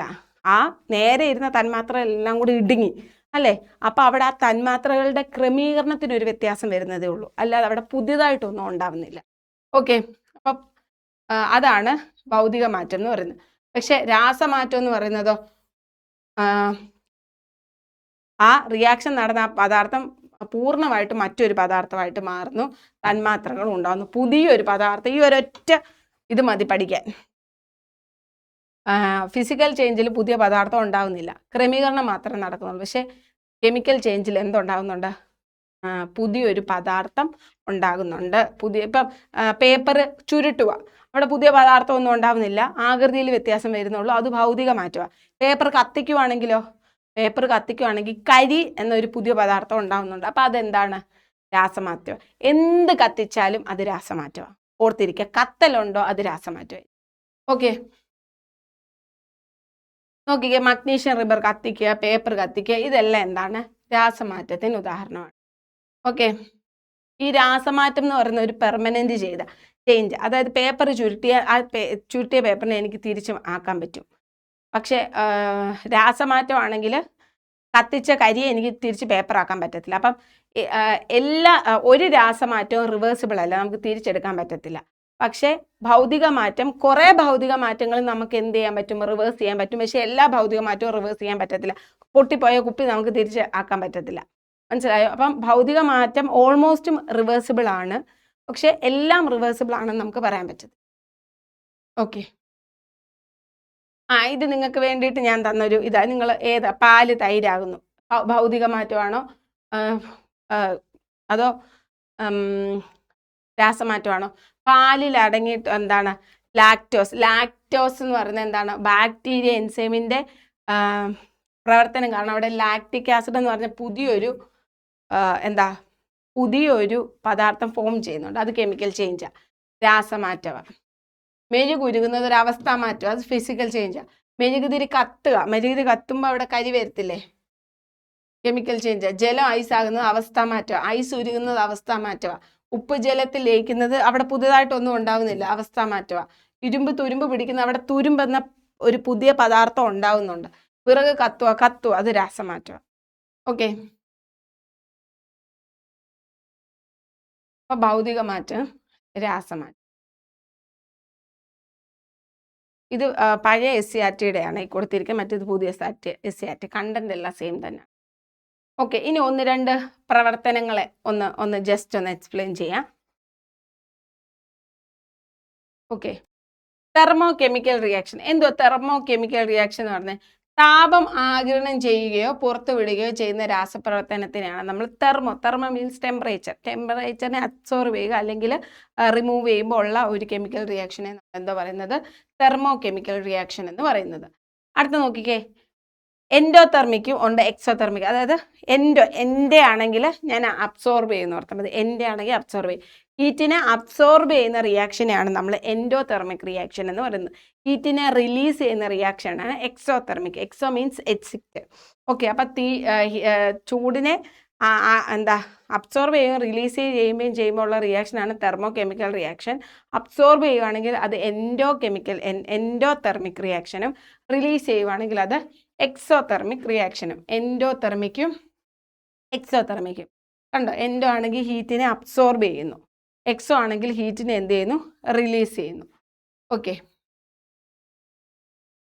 ഇത് ഒരു എക്സാമ്പിൾ കൊടുത്തേക്ക് കേട്ടോ. പൊട്ടാസ്യം പെർമാംഗനേറ്റ് ഹീറ്റിനെ ആഗിരണം ചെയ്ത് പൊട്ടാസ്യം മാംഗനീസ് ഡയോക്സൈഡ് ഒക്കെ ആയിട്ട് മാറും. ഹീറ്റിനെ ആഗിരണം ചെയ്തതുകൊണ്ട് അതൊരു എൻഡോതെർമിക് റിയാക്ഷൻ എക്സാമ്പിൾ. ഇനി ഫോട്ടോ കെമിക്കൽ റിയാക്ഷൻ. ഫോട്ടോ എന്ന് പറയുമ്പോൾ നമുക്ക് ലൈറ്റ്, ഫോട്ടോൺസ് അല്ലേ. ഫോട്ടോ കെമിക്കൽ റിയാക്ഷൻ എന്ന് പറഞ്ഞാൽ പ്രകാശഊർജ്ജം ആഗിരണം ചെയ്ത് അല്ലെങ്കിൽ പുറത്തു വിടുകയോ ചെയ്ത രാസപ്രവർത്തനങ്ങൾ. ഫോട്ടോസിന്തസിസ് ഒക്കെ ഇല്ലേ. ഫോട്ടോസിന്തസിസ് എന്തോ ചെയ്യുന്നത്, പ്രകാശത്തെ ആഗിരണം ചെയ്തിട്ട് പിന്നെ വാട്ടറും കാർബൺ ഡയോക്സൈഡും ഒക്കെ ഉണ്ട്, എന്നാലും പ്രകാശത്തിൻ്റെ സഹായത്തോടു കൂടി നടക്കുന്ന പ്രവർത്തനം അല്ലേ. അപ്പം അങ്ങനെയുള്ള റിയാക്ഷനാണ് ഫോട്ടോ കെമിക്കൽ റിയാക്ഷൻ, പ്രകാശ രാസപ്രവർത്തനം എന്ന് പറയുന്നത്. ഫോട്ടോസിന്തസിസ് അതിന് എക്സാമ്പിളാണ്. പ്രകാശത്തെ അബ്സോർബ് ചെയ്യുക അല്ലെങ്കിൽ പ്രകാശത്തെ പുറത്തു വിടുകയും ചെയ്യുകയാണെങ്കിൽ അതെന്താണ്, അപ്പം ഹീറ്റിനെ അബ്സോർബ് ചെയ്യുക പുറത്തു വിടുകയോ ചെയ്യുകയാണെങ്കിൽ അത് തെർമോ കെമിക്കൽ റിയാക്ഷന്. ഫോട്ടോൺസ് ലൈറ്റിനെ അബ്സോർബ് ചെയ്യുക പുറത്തു വിടുകയോ ചെയ്യുകയാണെങ്കിൽ അത് ഫോട്ടോ കെമിക്കൽ റിയാക്ഷൻ. ഇനി വൈദ്യുതോർജ്ജം, ഇലക്ട്രിക് എനർജി ആഗിരണം ചെയ്ത് ഒരു പദാർത്ഥം വിഘടനത്തിന് വിധേയമാവുകയാണെങ്കിൽ, അതായത് ഏതൊരു പദാർത്ഥത്തിന് വിഘടിക്കാനും ഒരു റിയാക്ഷൻ നടക്കാനും ഒരു എനർജി വേണമല്ലോ. ടെമ്പറേച്ചർ യൂസ് ചെയ്യുവാണെങ്കിൽ തെർമോ കെമിക്കൽ, ലൈറ്റ് യൂസ് ചെയ്യുവാണെങ്കിൽ അത് ഫോട്ടോ കെമിക്കൽ. ഇനി ഇലക്ട്രിസിറ്റി യൂസ് ചെയ്തുവാണെങ്കിൽ, ഇലക്ട്രിസിറ്റി ഒരു എനർജി അല്ലേ, ഇലക്ട്രിസിറ്റി അബ്സോർബ് ചെയ്തിട്ട് ആ റിയാക്ഷൻ നടക്കുവാണെങ്കിൽ അങ്ങനെയുള്ള റിയാക്ഷന് നമ്മൾ എന്താ പറയുന്നത്, ഇലക്ട്രോളിസിസ് എന്ന് പറയുന്നത്. ഓക്കെ, ഇനി ഇലക്ട്രോപ്ലേറ്റിംഗ് എന്താണെന്ന് ഓർത്ത് വെച്ചോണേ. വൈദ്യുതി ഉപയോഗിച്ച് ലോഹവസ്തുക്കൾക്ക് മുകളിൽ മറ്റു ലോഹങ്ങൾ വൈദ്യുതി ഉപയോഗിച്ചിട്ട് ലോഹവസ്തുക്കൾ നശിക്കാതിരിക്കാൻ അല്ലെങ്കിൽ ഓക്സിജനുമായിട്ട് റിയാക്ട് ചെയ്യാതിരിക്കാൻ ലോഹവസ്തുക്കൾക്ക് മുകളിൽ മറ്റ് ലോഹങ്ങളുടെ ആവരണം കൊണ്ടുവരുന്ന ആ ഒരു മെത്തേഡിന് പറയുന്ന പേരാണ് ഇലക്ട്രോപ്ലേറ്റിംഗ് എന്ന് പറയുന്നത്. ഇതെല്ലാം ഇലക്ട്രോപ്ലേറ്റിങ്ങിന് എക്സാമ്പിളാണ് കേട്ടോ. സ്വർണം പൂശിയ ആഭരണങ്ങൾ, തുരുമ്പ് തടയാൻ ക്രോമിയം പൂശുന്നത്, ടിൻ കാൻ, സിൽവർ കട്ട്ലറി, ഇതെല്ലാം എന്താണ്, നമ്മുടെ ഇലക്ട്രോപ്ലേറ്റിങ്ങിന് എക്സാമ്പിളാണ്. ഓക്കെ, ഇലക്ട്രോ കെമിക്കൽ റിയാക്ഷൻ എന്താന്ന് വെച്ചാൽ ഈ ഇലക്ട്രിക് എന്താ ഈ രാസപ്രവർത്തനം നടക്കുന്ന സമയത്ത് ഇലക്ട്രിക് എനർജി അബ്സോർവ് ചെയ്യുകയോ റിലീസ് ചെയ്യുകയോ ചെയ്യുവാണെങ്കിൽ അതാണ് ഇലക്ട്രോ കെമിക്കൽ റിയാക്ഷൻ. ഇതൊക്കെ ജസ്റ്റ് ഒന്ന് വായിച്ച് പോയാൽ മതി. SCERT കണ്ടന്റ് ആയതുകൊണ്ട് ഞാൻ ഇൻക്ലൂഡ് ചെയ്തതേ ഉള്ളൂ. ചിലപ്പോൾ ചിലർക്കൊക്കെ SCERT കണ്ടന്റ് കിട്ടാൻ വയ്യ, അല്ലെങ്കിൽ എല്ലാവരും മെനക്കെട്ടിരുന്ന് ഓരോ പുസ്തകവും ഡൗൺലോഡ് ചെയ്ത് കുത്തിയിരുന്ന് വായിക്കത്തില്ല. അപ്പോൾ അതുകൊണ്ട് നിങ്ങൾക്ക് യൂസ്ഫുൾ ആവാൻ വേണ്ടിയിട്ട് ഞാൻ SCERT കണ്ടന്റ് ഇട്ട് കൊടുത്താൽ ജസ്റ്റ് വായിച്ച് നോക്കിയാൽ മതി. അപ്പോൾ പറഞ്ഞു പോകുന്നുണ്ടല്ലോ, ടെമ്പറേച്ചർ ആണെങ്കിൽ തെർമോ, ഫോട്ടോ ആണെങ്കിൽ ലൈറ്റ് ആണെങ്കിൽ ഫോട്ടോ, അങ്ങനെ കൂടുതൽ എക്സ്പ്ലെയിൻ ചെയ്യേണ്ട കാര്യമില്ല കേട്ടോ. ഇത് പദാർത്ഥം ജ്വലനം കത്തുമ്പോൾ എന്തോ സംഭവിക്കുന്നത്, താപത്തെ പുറത്തു വിടുന്നു. ഇനി അങ്ങനെ ഓരോ കാര്യങ്ങൾ കൊടുത്തിട്ടുണ്ട്, അതിലെന്തോ ഊർജ വ്യത്യാസമോ വരുന്നത്. ഇത് നോക്കിക്കേ, ഒന്നോ അതിലധികമോ പുതിയ പദാർത്ഥങ്ങൾ ഉണ്ടാകുന്ന മാറ്റത്തെ എന്താണ് വിളിക്കുന്നത്? പുതിയ പദാർത്ഥം ഉണ്ടാവുന്നുണ്ടെങ്കിൽ ആ മാറ്റം എന്തോ മാറ്റമാണ്? രാസമാറ്റമാണ്. നമ്മൾ പറഞ്ഞല്ലോ, പുതിയ പദാർത്ഥം ഉണ്ടാവുന്നുണ്ടെങ്കിൽ അതിനെ എന്താണ് പറയുന്നത്? രാസമാറ്റം. ഓക്കെ ഓക്കെ താഴെ പറയുന്നവയിൽ രാസമാറ്റത്തിന് ഉദാഹരണം ഏതാണ്? മെഴുകുരുകുന്നത്. ആ മെഴുകുരുകുമ്പോൾ അവിടെ എന്താ അവസ്ഥ മാറ്റം വരുന്നത്? പഞ്ചസാര വെള്ളത്തിൽ ലയിക്കുമ്പോൾ പുതിയതായിട്ട് ഒന്നും ഉണ്ടാവുന്നില്ല, അതും ഫിസിക്കൽ ചേഞ്ച്, ഇതും ഫിസിക്കൽ ചേഞ്ച് ആണ്. മഗ്നീഷ്യൻ റിബൺ വായുവിൽ കത്തുമ്പോൾ അതൊരു എന്താ chemical change.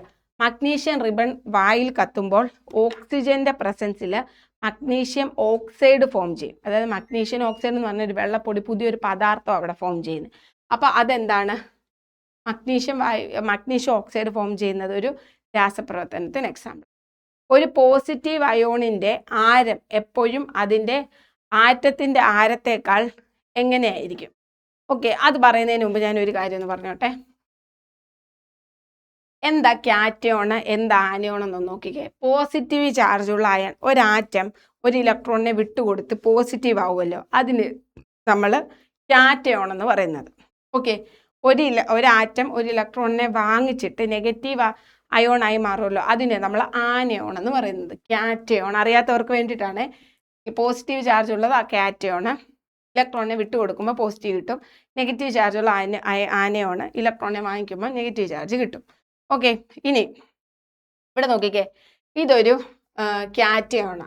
Okay, original cation. ഈ സോഡിയം ഒരു ഇലക്ട്രോണിനെ വിട്ടുകൊടുത്ത്, ഇതൊരു സോഡിയം ആറ്റം ഒരു ഇലക്ട്രോണിനെ വിട്ടുകൊടുത്ത് കാറ്റയോൺ ആയി മാറിയപ്പം അതിൻ്റെ സൈസ് കുറഞ്ഞു.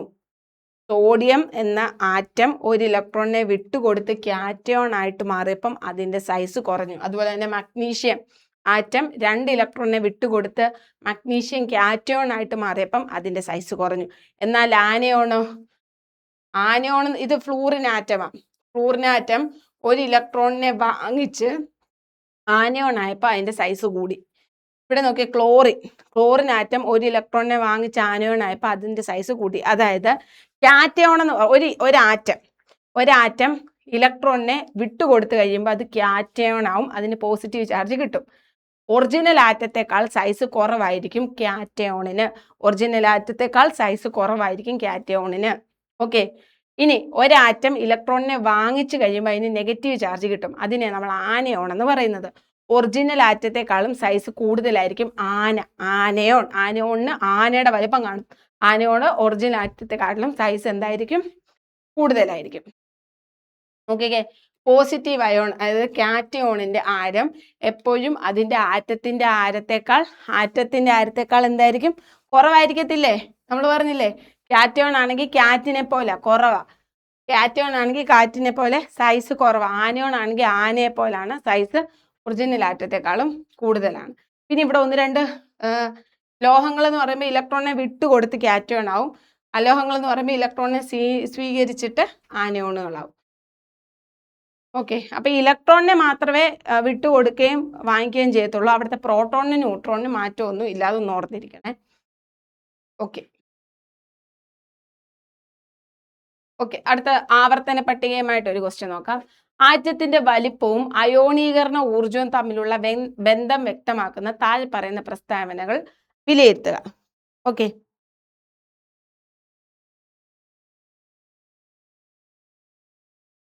നോക്കിക്കേ, എന്ത് അയോണീകരണ ഊർജ്ജം എന്നൊന്ന് പറഞ്ഞോട്ടെ. ഇതിപ്പോ നോക്കിക്കേ, ഒരു ന്യൂക്ലിയസ്, ഒരു ആറ്റത്തിൽ 2 ഇലക്ട്രോൺ ഉണ്ട്. ഈ ഔട്ടർമോസ്റ്റ് ഷെല്ലിലുള്ള ഇലക്ട്രോണിനെ റിലീസ് ചെയ്യാൻ നമ്മൾ എത്ര എനർജി കൊടുക്കണം? അതിനെയാണ് അയണൈസേഷൻ എനർജി എന്ന് പറയുന്നത്. ഇപ്പൊ ഇവിടെ കുറച്ച് എനർജി കൊടുത്തപ്പോൾ അത് റിമൂവ് ചെയ്തു, ആ ഇലക്ട്രോൺ റിമൂവ് ആയി, വേർപെട്ടു.